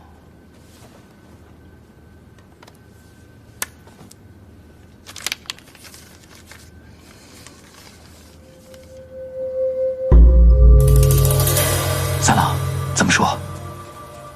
李俊已答应派兵助我击杀崔林。一旦事成，便封我为魏阳大将军。恭喜三郎，恭喜大将军！只要崔林一死，由我统帅崔家军便是顺理成章。届时，再把一切的事情都嫁祸给李逆，一箭双雕，天衣无缝。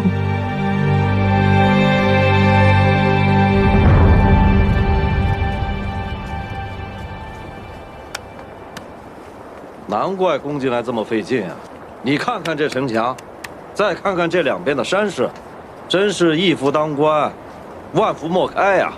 打下来的时候难，等到攻守一行的时候，就知道这山势雄关都是好处了。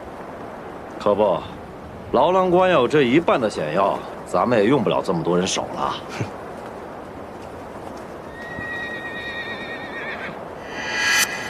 哟，是不是又有信来了？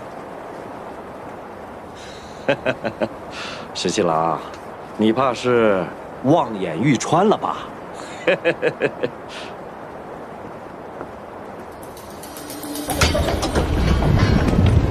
报！西城进信使到！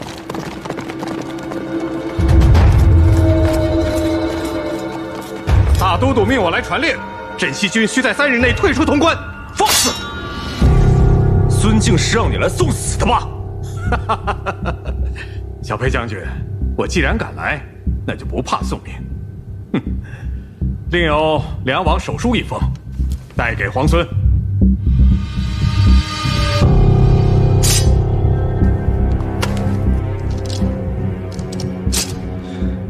若要是执意不退兵呢？若是不退，那3日之后的午时，皇孙便备好丧服，为梁王服丧吧。想来我父王必定写了3封信，另外2封已经送去洛阳，给我那2位哥哥了吧？是，就是不知皇孙和2位兄长相比，谁更有孝心一些？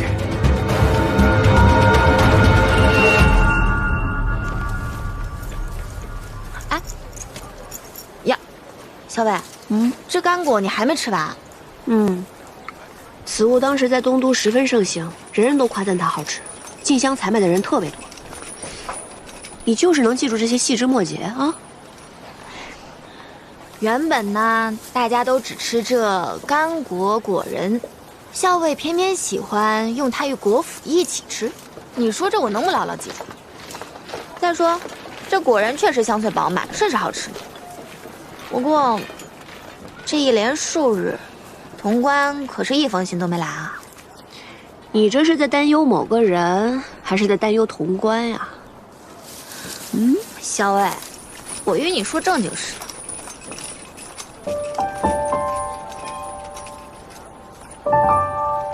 大概京中出事，他也没心思写信了吧？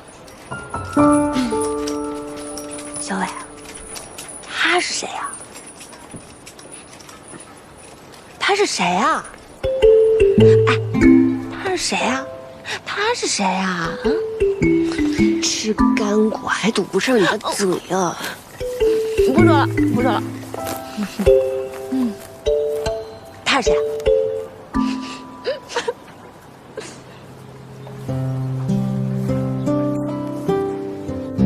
石七郎，洛阳急报，临淄王还有会稽王已经决议率军退出洛阳了。我的这2位兄长，从小便很孝顺，也不怪我父王一直疼爱他们呢。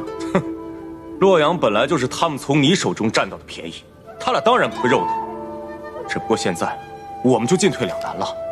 潼关我们是万万不能放手的，如果洛阳一失的话，我军断绝后路。但是那个孙敬他真的是心狠手辣，如果我们不退兵的话，他真的会对梁王殿下动手的。石七郎，怎么办？石七郎，我朝天子乃至庶人，纲常伦理以孝为本。如果我们拒不退兵的话，梁王真的惨遭孙敬杀害，到时候肯定会朝野哗然的。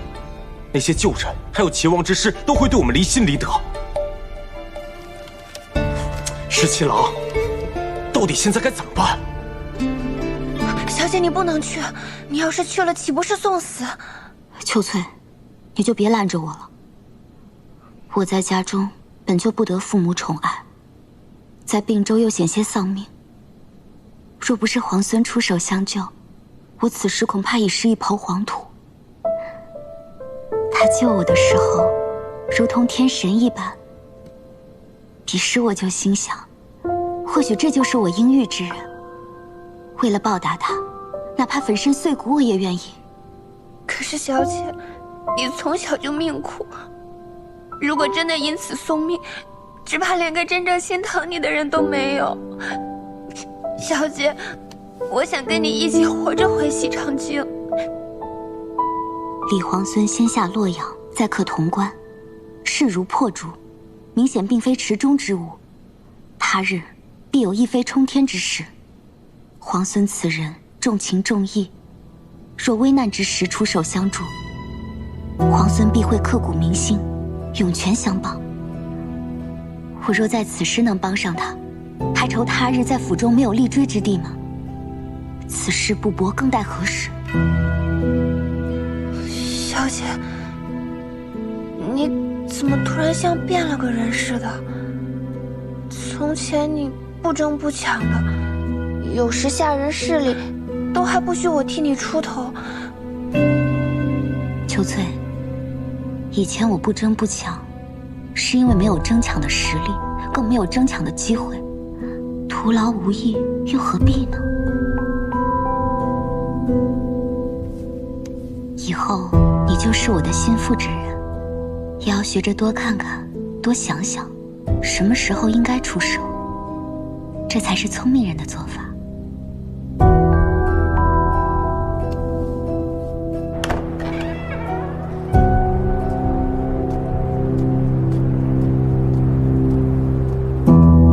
见过将军，见过小裴将军。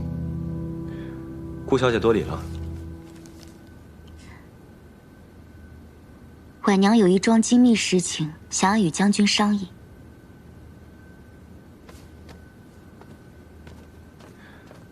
顾小姐，请说。婉娘听闻京中孙贼以梁王殿下胁迫将军，婉娘愿赴西长京，待将军设法周旋，救出梁王殿下。你有何计谋？京中旧族世家众多，皆心向着国朝。只是孙贼势大，忍气不敢言，请将军赐一信物，婉娘回京后以将军之名，暗中联系士族，重金收买宫中守卫，或许得法能救出梁王殿下。不行，这样太冒险了。万一要是被孙敬知道，又或是被人告密，你会丢了性命，甚至连累……婉娘不怕死，若是为忠义而死，婉娘死有容焉。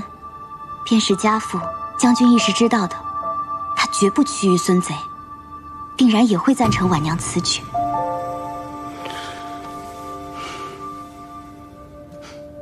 多谢顾小姐忠义之念，京中早有布置，顾小姐放心。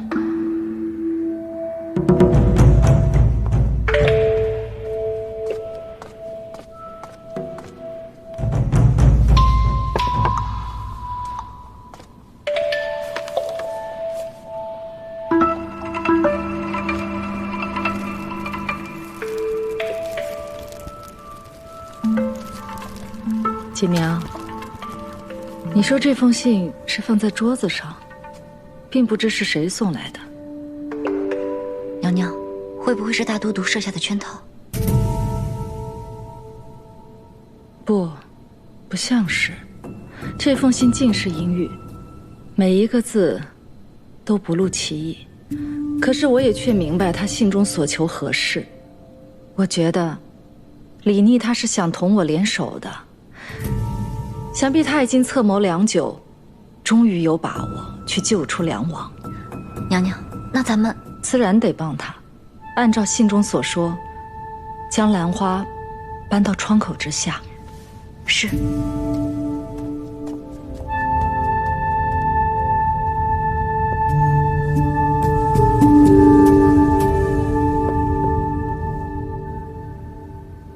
太好了，小姐，你不用冒险去西长京了。皇孙自然也有办法救出梁王殿下。皇孙虽未曾与我明言是何计策，但经此一事，我已经成了他信任之人。那小姐是打算？皇孙与那崔家军中何校尉往来颇多，似有情谊。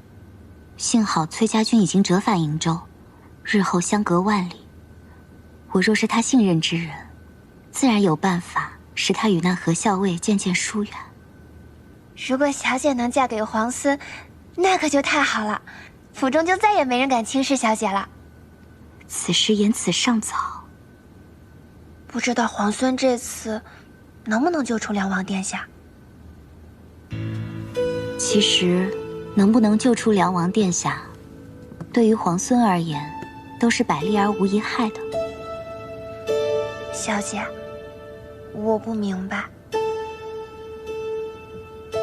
如果能救出梁王殿下，那自然是皆大欢喜。皇孙日后用兵肆无忌惮。如果不能救出梁王殿下，孙贼若是杀了梁王，皇孙悲痛之余，其实也不必再投鼠忌器。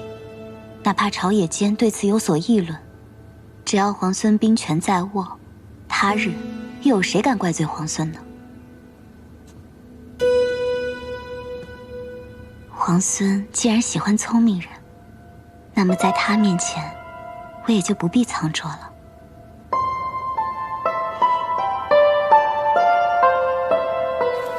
你说李皇孙会像他的兄长们那样退出潼关吗？你猜呢？仗要是打败了，还能东山再起；可人心要是丢了，就很难捡回来了。他的哥哥们都要退出洛阳了，皇孙要是不为所动，那就是千夫所指。我猜他会退。李逆素来会谋算，他早有救出梁王之意。孙敬对梁王看守必严，要救出梁王谈何容易啊！所以确实要好好想想办法，而且要天时地利人和。不过我看这李皇孙，怕是已经要凑好天时地利人和了。天时地利人和，如何才算得上是天时地利人和？桃子，你记不记得，你曾经配过一种药？撤！何校尉，撤！校尉，校尉！校尉，营中传来急报，公子请您回去议事。撤！校尉回来了！公子，营中那边情况如何？父帅忽然病倒了，应见无误。信使呢？信使是父亲的亲信，他在途中遇袭受伤，把信送到后就倒地而亡了。公子，主伤是旧病复发还是中毒？信中没有任何提及。请公子准许我带一队轻骑即刻出发前往驰援。事关父亲安危，我与你同去。不行，大军还带着辎重，不便急行。你还是按照原计划带着大军回去驰援。再说了，你身体未愈，夜以继日的急行，你的身体支撑不住的。阿阳，我心意已决，你我一同带队轻骑先行驰援，无需争辩了。好。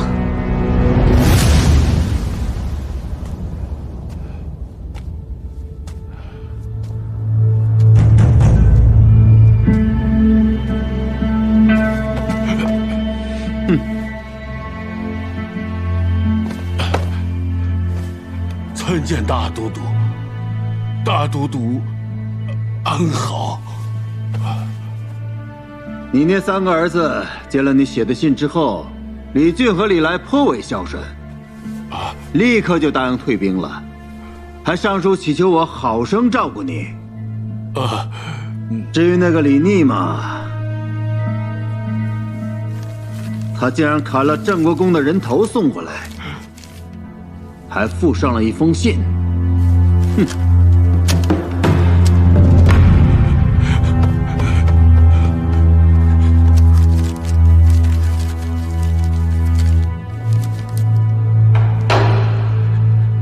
吾非嫡长，如杀父王，吾必称帝谢之。李逆称了帝，自然也要追封生父为帝。梁王，这倒是一件大喜事啊！小王若有这般大逆不道的想法，天打雷劈呀！弟子害我，弟子害我呀！大都督明鉴，大都督明鉴，大都督明鉴，大都督明鉴。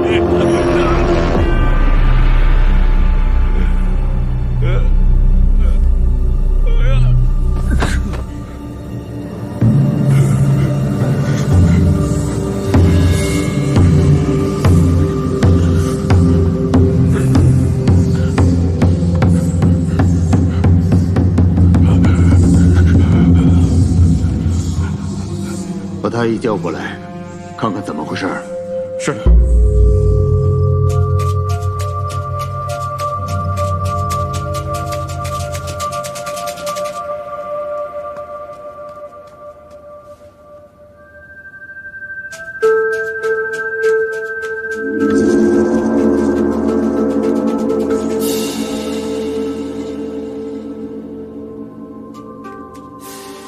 想法子让魏国夫人知道。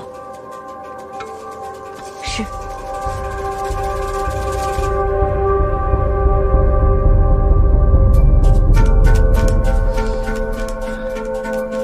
大都督，梁王素来体弱，又有心悸之症，适才急怒攻心，有卒中之兆。恐怕此病危殆呀。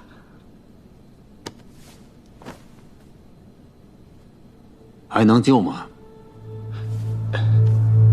臣并无把握。抬下去吧。哼。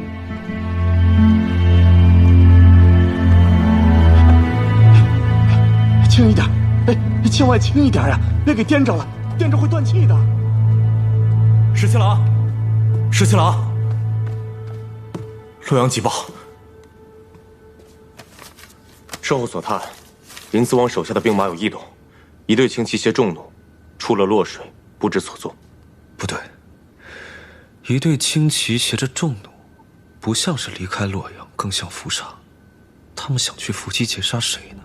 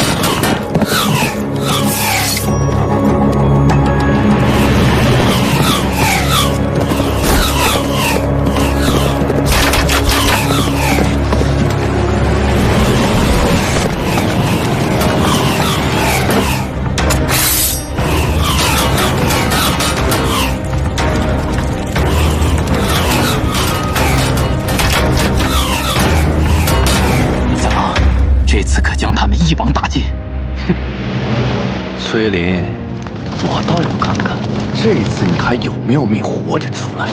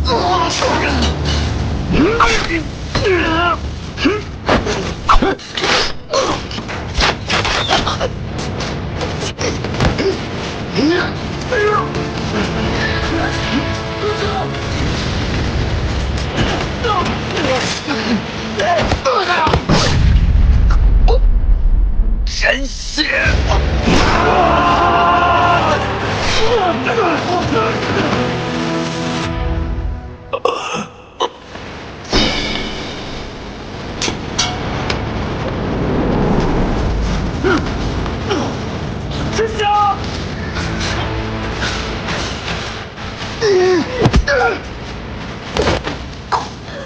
阿英，公子。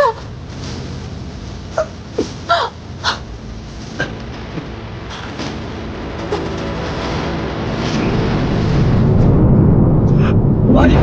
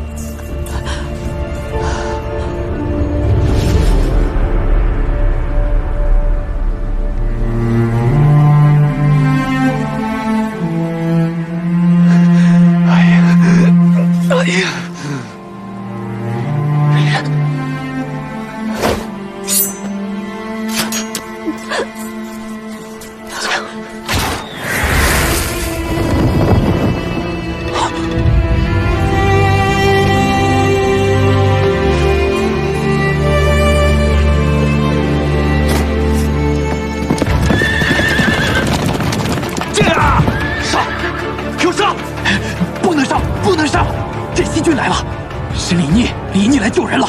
什么？就是李逆！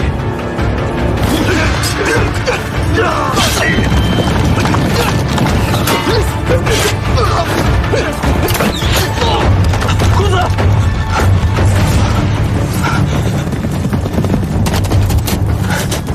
走。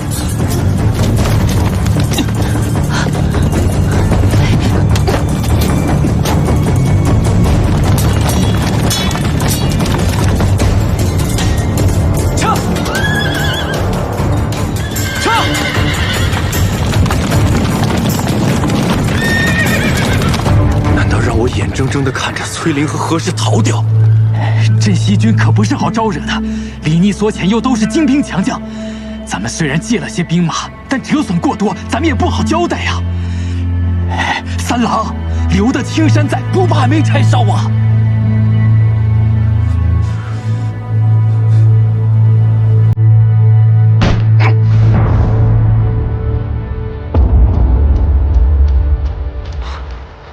怎么回事？你怎么把他带回来了？快把军中医师叫来！快！啊，那你受伤了吗？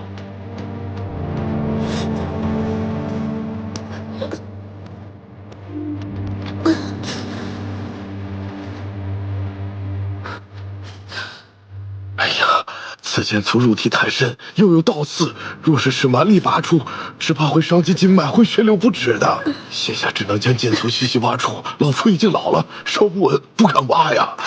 没事，我懂医术，我来吧。可是此法极其痛苦，她这小娘子承受不住啊！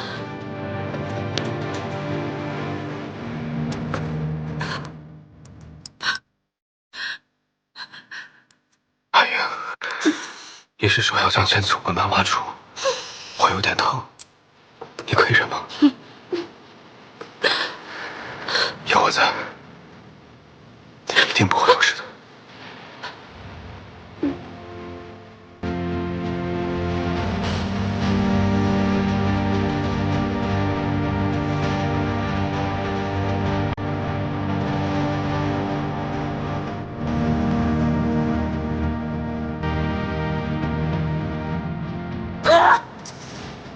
三位，嘴巴怎么了？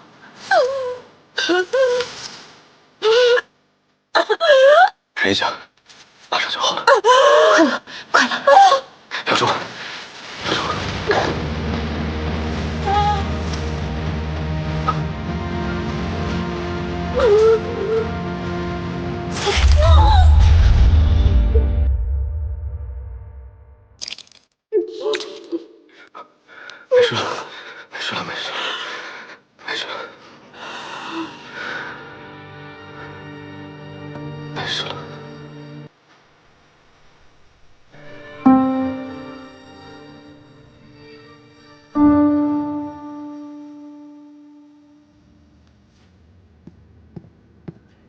我来帮你擦。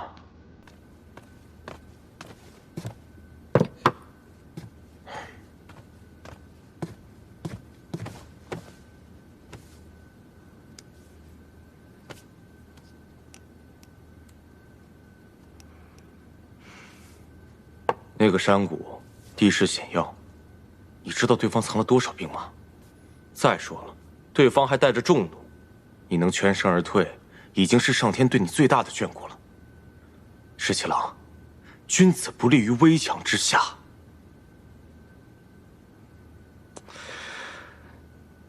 你说你好好一个武将，怎么偏偏要学你大伯那样，引经据典，整天长篇大论的？我们刚刚攻下潼关，正是谋划收复京都的重要时刻。你要是出了一点点差池，你让我们怎么办呢？再说了，那个何氏他是崔家军中的人，你为了救他这么拼命干嘛呀？谁说我是为了何氏才去救人？你不是为……我是为了救崔公子。你觉得我信吗？我觉得你信。行。你说什么都对。哎，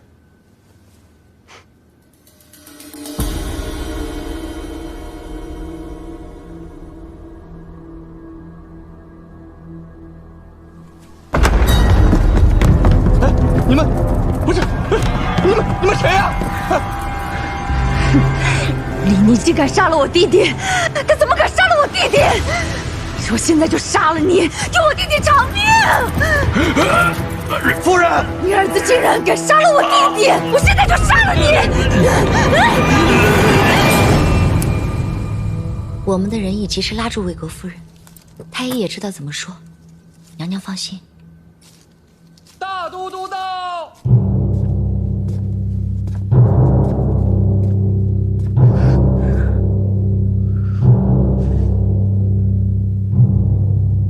请大都督恕臣无能。梁王惊惧过甚，脉搏本已十分微弱，更兼适才又因夫人之怒窒息良久，这心胆之气已散，药石罔效，已经过世了。我要砍了他的脑袋，给他儿子送去，让他儿子也尝尝什么叫锥心之痛。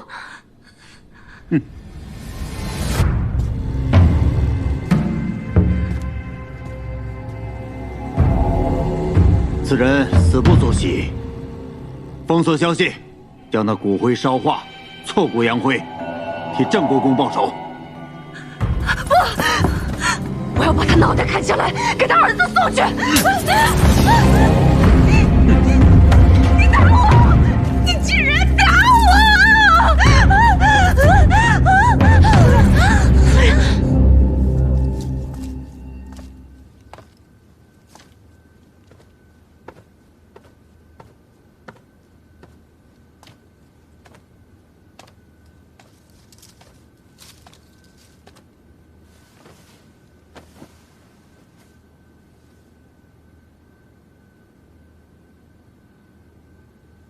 怎么了？梁王死了。什么？李逆砍了郑国公的脑袋送回来，魏国夫人一时悲痛气急，掐死了梁王。那得立马封锁这个消息，不能让李逆知道梁王已死。我只知道魏国夫人糊涂愚蠢，没想到她竟然坏了我的大事。李逆其人心性坚忍，狡黠多智，便是梁王活着，他也未必会退让。大都督不必懊恼。娶妻娶贤，我就是娶错了妻子，才会痛失洛阳。虽然是这样，哪怕他一错再错，大都督也从未对他如何。想必是糟糠之妻，毕竟在你心中不同寻常。你这又是何必呢？她是你名正言顺的妻子，我就是不喜欢她。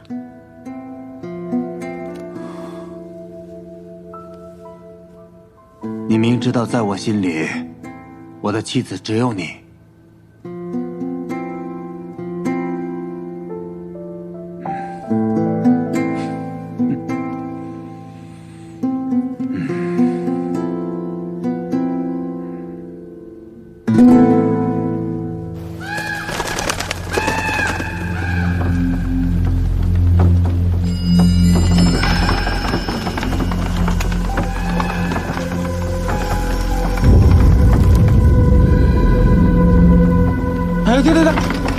就这儿吧，赶紧烧了得了。上头可吩咐了啊，要挫骨扬灰。是。怎么这么瘆得慌？是啊。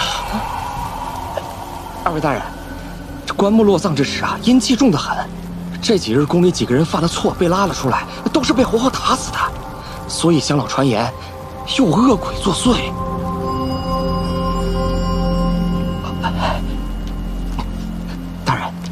今天死的这个人啊，衣着华丽，身上有好几种绸衣，还有那靴子，一看就非常有钱。您看看这，与其烧掉，还不如卖给我们当钱呢。你们连死人的财都敢发，哎，怪不得总有人使银子，烧香的脑袋想领这份差事。哎，行吧，你们手脚麻利点啊。好嘞，上头说了，得让我们亲眼看到他烧成灰才行。二位请。快换，快换！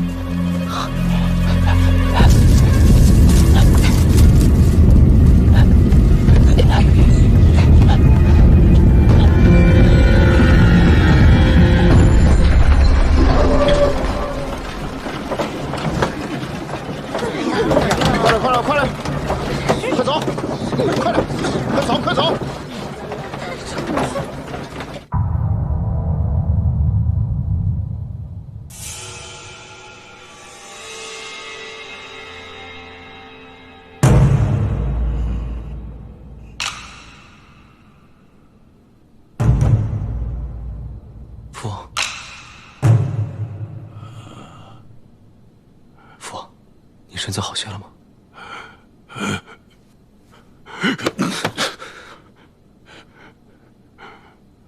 吾非嫡长，如杀父王，吾必称帝血之。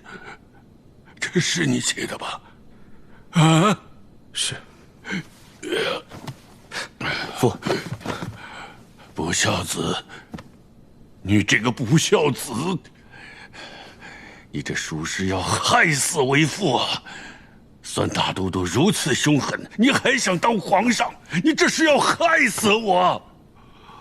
父，那不过是为了激怒孙敬的权宜之计，为的就是要救出父王您。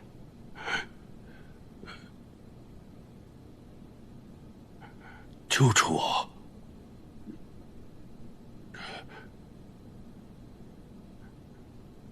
这是哪儿？这是潼关。自从孙敬叛乱之后，父王一直被扣在京中为止。我便一直谋划如何将父王救出。此前，通过崔家军在宫中的人手，在暗中布置，只等见机行事。好一个见机行事！你的见机行事就是给孙敬那样一封大逆不道的信，你可知道？若是孙敬一动念，我就身首异处了。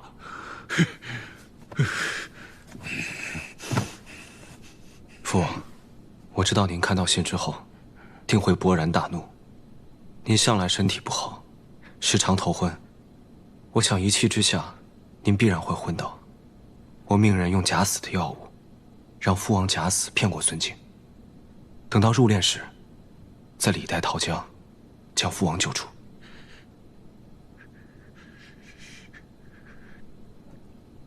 逆子，你这个逆子，你狂悖妄为！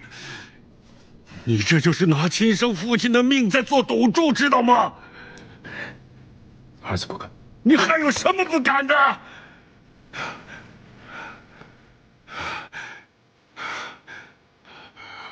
看着你就生气。滚，快滚！是，儿臣告退。等父王消气了，儿臣再来看你。快滚！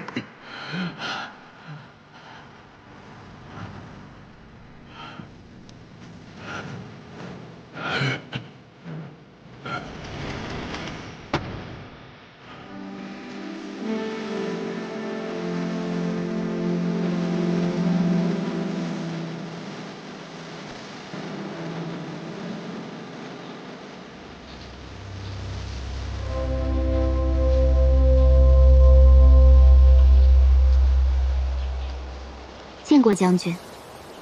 听说迎回了梁王殿下，我便炖了一盅松蘑鸡汤，把油撇了去，再清淡不过。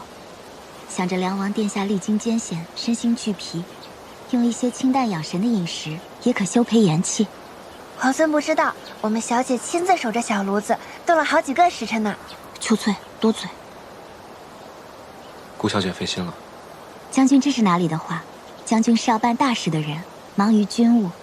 婉娘身无一技之长，又是柔弱女流，在军中添了不少麻烦。既然迎回了梁王殿下，请将军允许婉娘来照顾梁王殿下的衣食吧。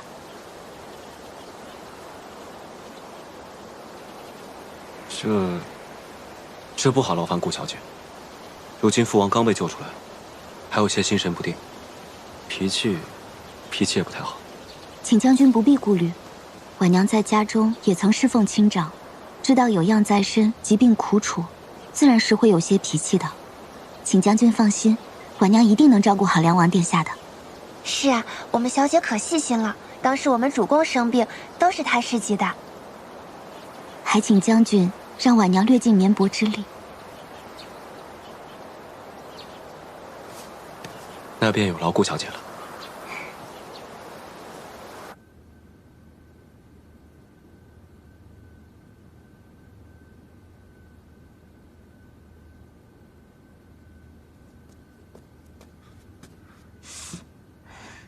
桃子姑娘，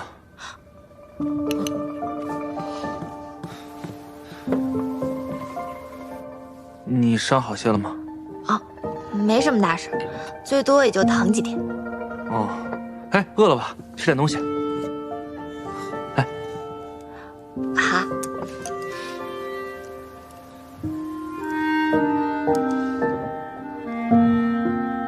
怎么了？面不好吃吗？汤面哪有猪耳朵好吃吗？你傻乐什么？没什么，没什么，面快凉了，你快吃吧。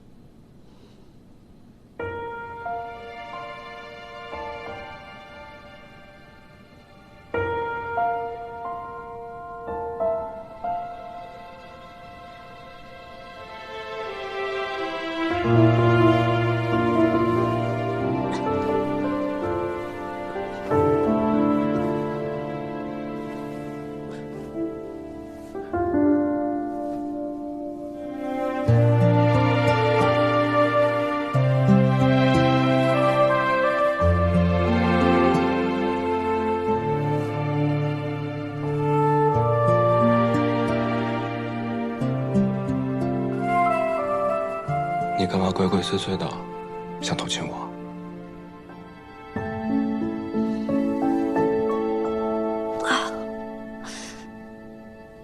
你有什么值得我偷亲的？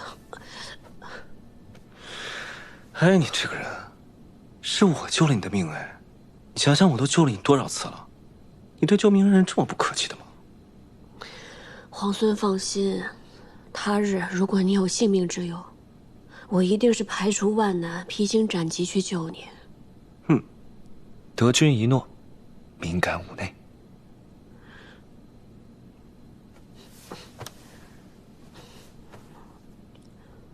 你是怎么知道有人要伏击我们的？我得知洛阳派出了一队轻骑兵，这队轻骑手持重弩，明显是要伏击截杀。我思来想去，忽然想到你们崔家军那个崔离，他曾经找裴元商量过，要伏击崔公子。我想那个崔离未必不会跟其他人联手，对崔公子下手。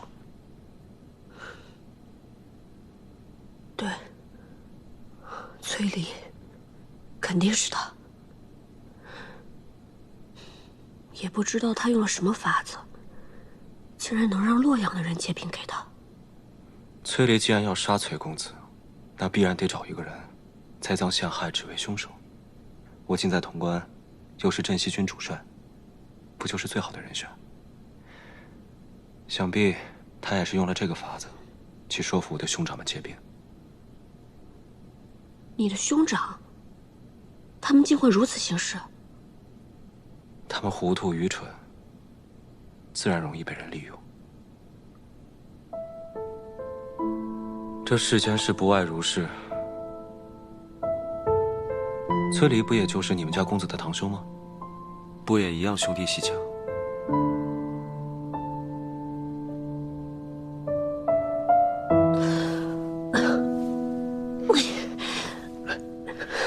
不好，瀛州之事肯定更为蹊跷。公子呢？桃子呢？他们都受伤了吗？还有我的马在哪儿？你不会现在要赶回瀛州吧？我是担心，瀛州乃是我们崔家军的根本。不行，我得想办法赶紧回去。阿英，你的伤不致命，但你们家公子可能要好好静养一些时日了。你如果执意要赶回去，我不拦你，但你要想清楚，你能不能撑到跟大军会合，还有没有余力去解救瀛州之事。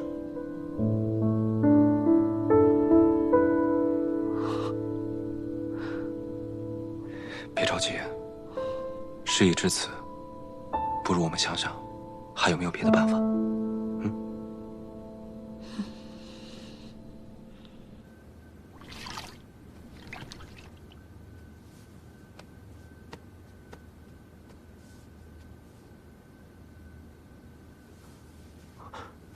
公子，公子，你醒了。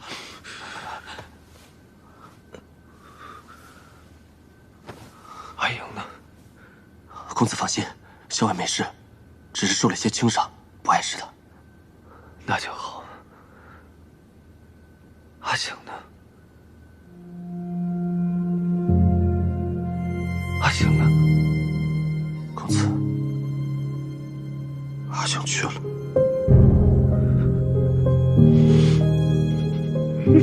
公子，你别难过，护卫公子是我们的职责。但是现在，阿醒不在了，阿醒真的不在了。公子，阿醒也不像你这么难过。我与阿醒都是没人要的孤儿。若不是公子和校尉收留我们，让我们留在崔家军，哪有我们的容身之处啊？能为公子而死，阿醒不会后悔的，我也不会后悔的。我不许你说这些话。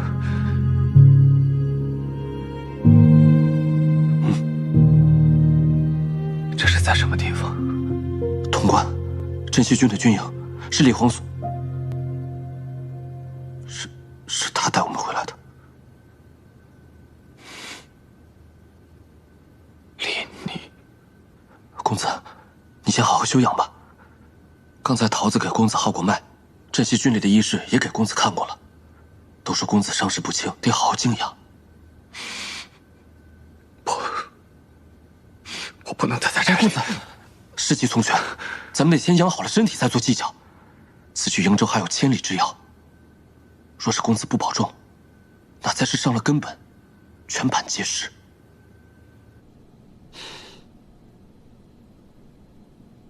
还有一事，陈醒，还有那些战死的崔家军将士们，劳烦皇孙派人助我为他们收敛安葬。你放心吧，在你昏迷的时候，我已经派人收敛了战死的崔家军将士。我知道陈醒是你们公子的贴身亲卫，我命人给他立了碑。等你们崔公子康复了，再亲自去祭奠。阿英，节哀顺变。谢谢。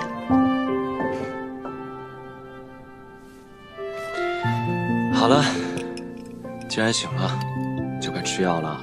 桃子千叮万嘱，让我千万盯着你吃药，免得伤口化脓。好苦啊！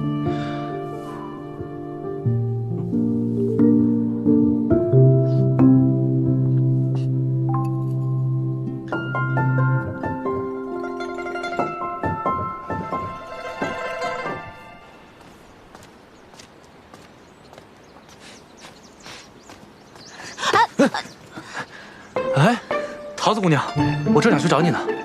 这么巧，我也正想去找你呢。你找我什么事儿？哦，这个是我给你找的上好止疼药，你把它涂在伤口上，这样你伤口就不会疼了。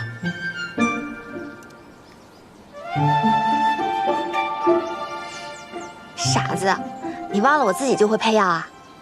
我当然没忘，只是我怕你如果万一没有呢？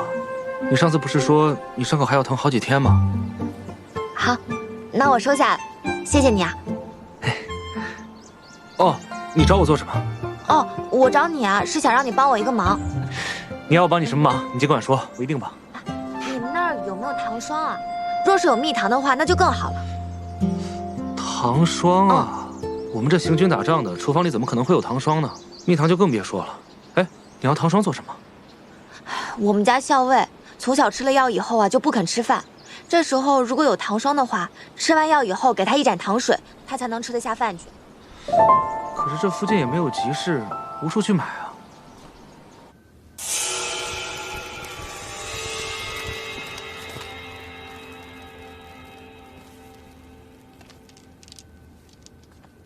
梁王已经平安到潼关了，指望太孙也能够逢凶化吉，遇难成祥。娘娘放心，太孙定能安然无恙。离逆已经自取潼关，想必孙敬已经心中自乱了。你看，他今日已经下令征粮，让城中的百姓每家都囤足够3月所食的粮食。看来孙敬已经做好了被围城的准备了。那17皇孙会率军围城吗？西长京城池坚固，守易攻难，离逆8成不会强攻。真希望。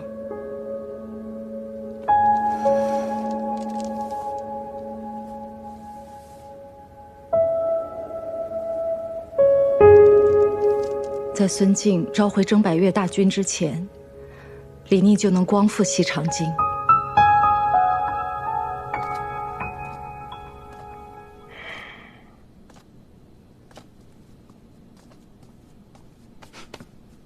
哎，你做什么去了？连午饭都没用。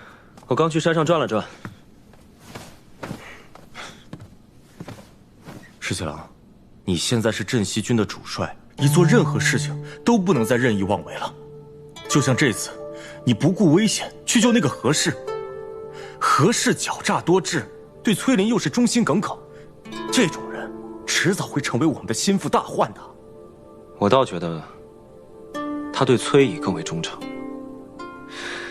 你有没有觉得他跟崔公子之间十分古怪？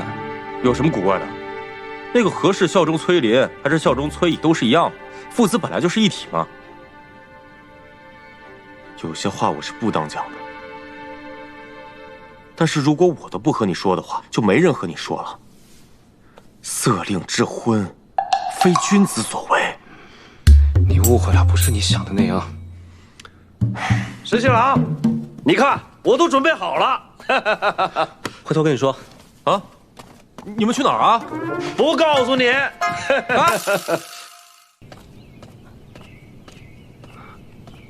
公子。哎呀，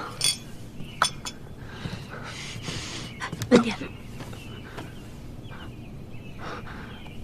哎呀，你的伤势如何了？公子放心，我没事，只是皮外伤而已。倒是你，伤势颇重。来，先把药喝了，快喝。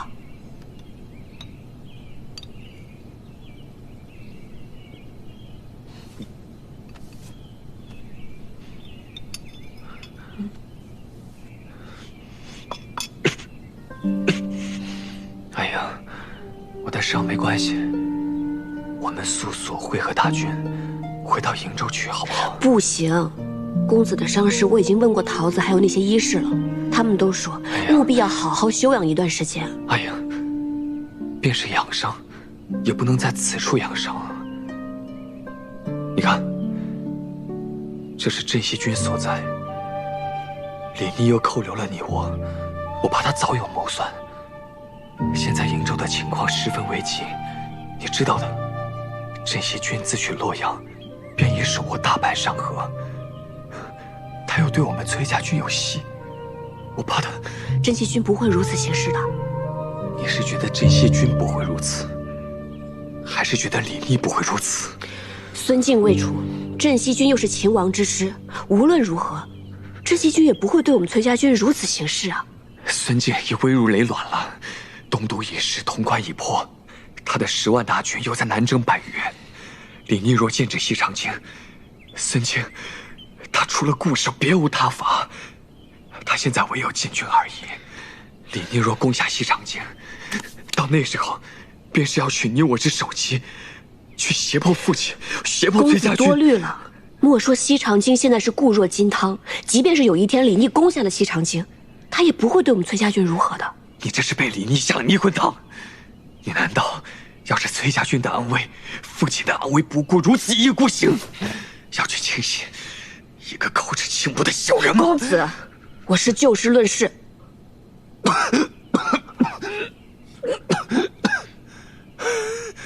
公子伤势未愈，还是静心休养为上。哎呀，哎呀，公子，公子。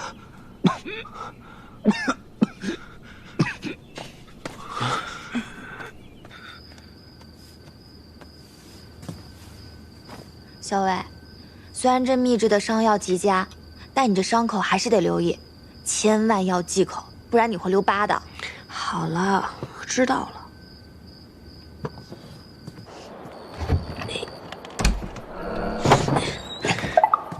好端端的，为什么要翻窗户进来啊？哎，刚刚进来的时候撞见了桃子，她又不让我带外食，于是我只能翻窗了。你看我给你准备的什么？堂堂皇孙，我还以为是什么宝物呢，就是几张烙饼啊。其实呢，还有一碗肉想让你卷饼吃，不过我刚才在窗外听见桃子说你要忌口，不能吃荤腥，于是我就把肉吃了。你呢，就凑合凑合吃个饼吧。这饼有什么稀奇的，还值得皇孙巴巴拿来？稀奇嘛，倒也没有，只不过知道你食欲不佳，特地为你烙的。既然吃不了肉，那就蘸点蜂蜜吃吧。这可难得了，这是哪来的蜂蜜啊？下午啊，我在山边岩石下发现了一个蜂巢，于是我就跟老鲍去把它给摘了。这碗蜂蜜啊，够你吃好些天了。你养伤要吃药，吃药苦的话，你就就着蜂蜜一起喝吧。嗯。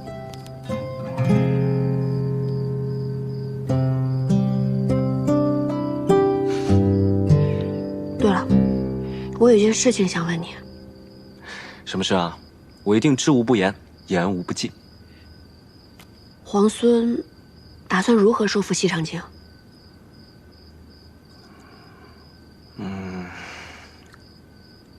如果我告诉你，我一筹莫展，你信不信啊？我信啊，换作是我也会一筹莫展。西长京乃国朝京都，太祖征10万民夫，修筑16年，固若金汤。孙敬，当世名将，曾经3征高济，他守城的本事，可比咱们攻城厉害多了。何况攻城本来就比守城要难得多。而且，孙敬这个人冷酷凶残，几乎无懈可击。说我能不一筹莫展吗？现下他派大军征战百越，又派大队人马北上瀛州，其实他可用之兵并不多。那也有10万禁军留着守城之用啊。禁军原本是天子亲将之师，可以动摇吗？当初就是禁军反了，要不然孙敬能凭一己之力颠覆朝纲，弑杀先帝，杀诸王吗？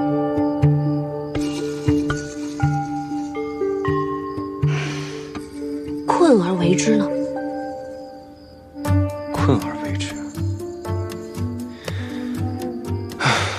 困而为之，此乃下下之计。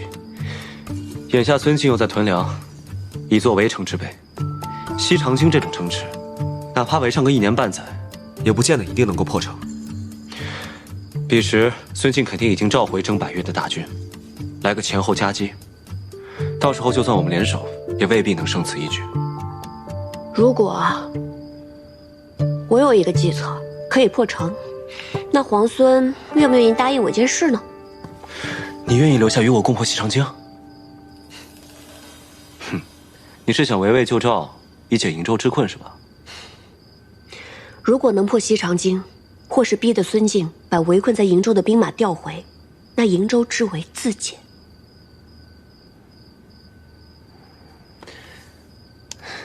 我答应你，就算你对我提1万件事，我都可以答应你。皇孙还真是唯见眼前之列。要是我不能破城，那你就什么都不能答应我了？那倒也不是，你若不能破城，我可以答应你9999件事，但你却要答应我一件事。什么事啊？现在还没有想好，等我想好了，你再答应我也不迟。怎么这么古怪的说法？我总觉得你在谋算些什么。你放心，我不会让何校为你为难的。那我这件事也不会让你为难。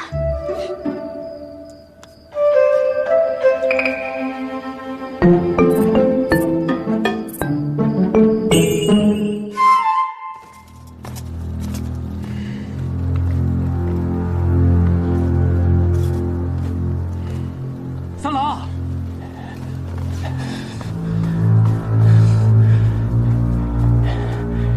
事后探到了，崔林与何氏被李逆所救之后，正在潼关休养。好不容易伪造了伯父病倒的密函，还将崔林、何氏2人骗出中军，想一举击杀。谁知道冒出来个李逆，现在2人归宿于潼关，我们是一点办法也没有。好你个李逆，就管好事！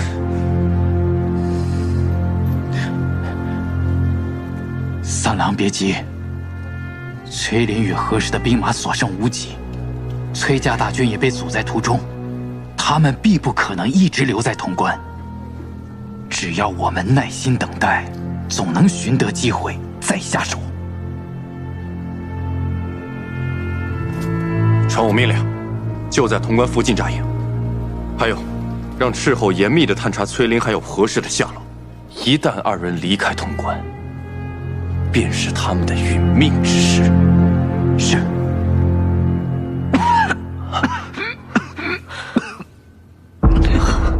公子，公子，公子，你倒不如哪怕他把我杀了。你听我说，如果能和镇西军一起携手破城，那瀛州之围立时便解啊！镇西军不可轻心，况且西长京，一旦有人知晓你的身份，那是何等凶险的事！公子，孙敬他素为当世奸雄，但他孤傲自大，他绝想不到我和李逆敢独自潜入西长京的。太不可，万一……如果西长京事起，那瀛州之围必解；如果这是一局真龙，那这一步棋才是棋眼。你什么都别说了，我不会让你去的。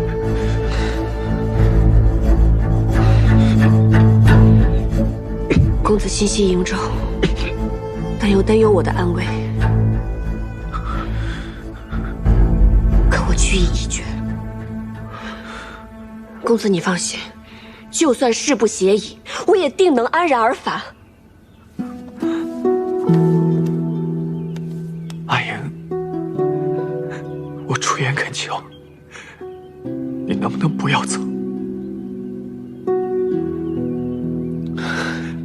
公子，阿莹，我实在是担忧你。你若是失陷在西长京，你要我怎么见父帅？你若是真的失陷在西长京，我万死莫赎。公子，我意已决。阿寿，照顾好公子。阿莹，公子，你不如拿把刀，现在就把我给杀了，让我眼不见为净。倒也不至于。好好好，你刚才是告诉我，你打算和何氏一起乔装打扮，潜入西长京，谋取夺城之事。对啊，对呀，你还和我对呀？行，我现在就去找绳子，把我自己给绑了。我也不用父亲来问我，我自己向那老人家负荆请罪去。我现在就去。不对，我应该把你给绑起来，接送回镇西军的后营去。到了父亲那里，你就算是要翻天，也不关我的事了。裴大将军的后营距此千里之遥，只要你不说，他就不会知道。着什么急啊？石七郎，你自己好好想想，你现在是镇西军的主帅，你和何氏两个人赤手空拳就要去闯西长京，要是被孙敬的人发现了呢，那就是狼入虎口，你有去无回的。谁说只有我跟他两个人？我还打算带上老鲍，还有长耳。谁说我们赤手空拳？我们必然会携带兵刃啊！你别给我讲这些，反正我不知训去。你若不放心，便同我们一起。我更不能去了。对，你不能去。潼关这里需要你守着，你就在这待着，等我好消息。哎，行。潜入西长京之后，你有何谋划？作何打算？没有谋划，见机行事。什么？骗你的！你放心，肯定有谋划。就算出了事，我也会找机会脱身。但是潼关这里需要你，在这儿守着，其他你放心。你知不知道，如果你失陷在西长京的话，我是根本没有办法救你的。到时候他们肯定会拿你威胁整个镇西军的。那是自然。你放心，万一我真的被孙敬抓到了，我都替你想好了。就说你早有不臣之心，若是杀了我，你裴某必称帝以谢之。我保证，孙敬一定会气死。孙敬没被你气死，我已经被你气死了。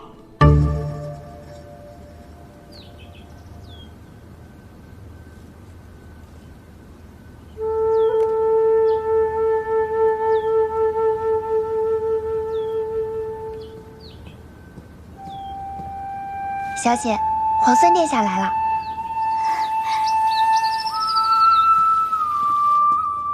见过皇孙。顾小姐客气了。秋翠，快倒茶。顾小姐，此番前来有一件事情想要拜托顾小姐。皇孙客气了，如有所命，无所不从。顾相身在京中，我想请顾小姐赐我一信物，我想潜人入京，与顾相商谈收复西长京里应外合之事。若无信物，恐怕难以取信顾相。皇孙既要遣人入京，想必是心腹之人。既然如此，也不需什么信物了。婉娘愿亲身前往。不可，去见顾相已是无奈之举，不能再让顾小姐涉险。皇孙匡扶天下，如今收复西长京，匹夫有责。婉娘虽为一介女流，也愿为天下大业略尽绵薄之力。家父忠于国朝，苦孙贼久矣。不论皇孙有何谋划，家父定会倾力相助。潜入西长京，一旦被识破，便会危险重重。皇孙想必会让谢大哥、鲍大哥诸人入京，他们都是久经沙场、机智勇猛之人。婉娘扮作家眷，调来无妨。便是万一出了纰漏，婉娘定会自裁，绝不连累众人。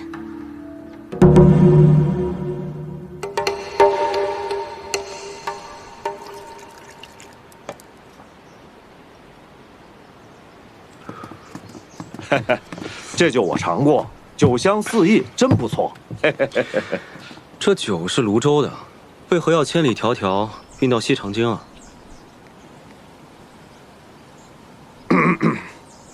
我家主任在京中有一酒肆，这2年生意不好，主任年纪大了，被命少主任亲自押酒到京中来，顺便往酒肆盘账。我家少夫人梁家园在京中，此番跟着到京中来，回娘家探望长辈。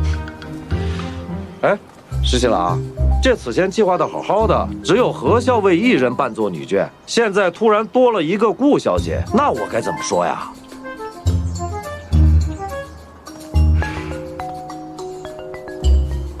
只能说是我妹妹了。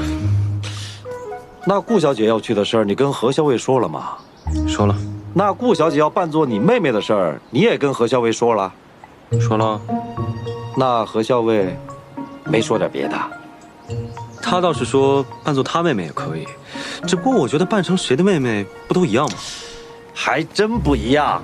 你呀，赶紧让顾小姐扮作何校尉的妹妹吧。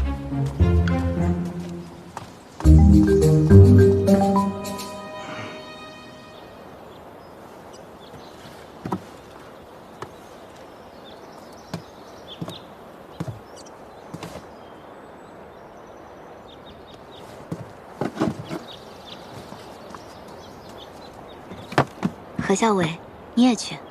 是的，皇孙说顾小姐是主动请缨，令人敬佩啊。这是应为之事，何校尉过誉了。你我扮作姐妹，路上不用多虑，见机行事便可。准备出发了。皇孙也同我们一起坐车吗？不用了，我骑马，劳烦2位坐车了。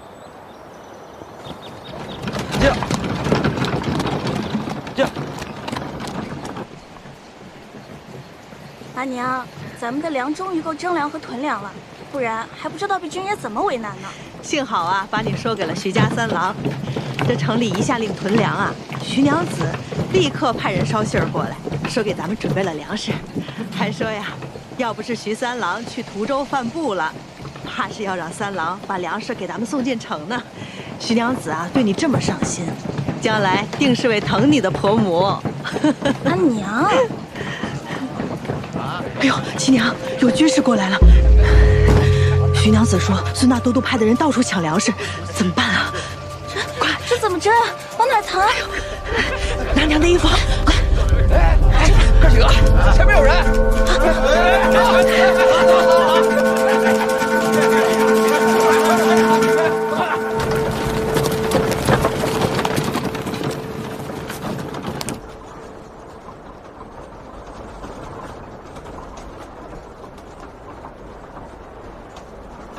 顾小姐想问什么就问吧。你袖中剑上淬了毒吗？有毒，但也有解药。婉娘只是好奇，何校尉身为女郎，在军中自然有诸多不便，可是英气勃勃、从容洒脱，是如何做到的？一个人本身是什么样子，遮掩是遮掩不住的。我本来就是这般样子，不加掩饰，自然也就洒脱了。世上诸般有所求，自然也会为之所困。顾小姐是个聪明人，肯定也是明白的。谢何校尉指点。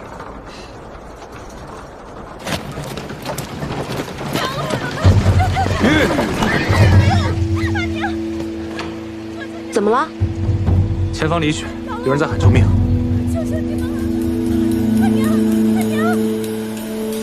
阿娘，阿娘，你醒一醒，阿娘！臭娘们儿，为了几袋破粮食，你敢咬我？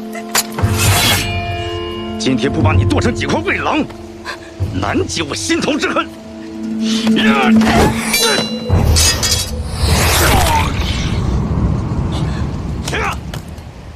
嘿，你爷爷我在这呢！赤炎一掌。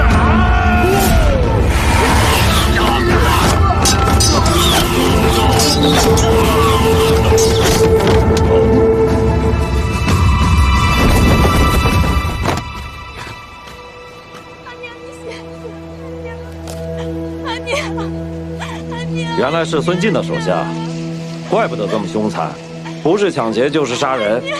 哼！阿娘，阿娘，你醒醒！阿娘，阿娘，阿娘，你醒了！阿娘，阿娘，阿婶，你没事吧？啊，对，是这些义士路过救了我们。多谢各位义士救命之恩。阿婶，不用客气，我们也是路过，路见不平拔刀相助。那些人也太坏了，不光抢你们东西，还滥杀无辜。那些可都是军士啊，恐怕会有麻烦。各位义士，快快离开，到时候就说是我老夫人发疯，才打伤了军士。阿娘，没事的，那些坏人都死了，义士们把他们都埋了，还在上面铺了草。阿婶，没事的，你们就放心吧。为了救老夫人和小女，打伤了军士，倘若是被外人知晓，可是要被官差抓去凌迟的呀。阿婶，你放心，你不说，我们不说，不会有人知道的。阿婶，天色已晚，快带小娘子回家吧。啊！几位义士，请收老夫人一半。不用不用，快起来，快起来，阿婶。几位义士，那车上都是粮食，义士救了我们母女的命，那些粮食就送给你们吧。不用了，谢谢阿婶。我们出门都带着干粮，你们赶紧进城去吧，再晚就进不去了。来，阿娘。那就多谢各位义士救命之恩，多谢义士。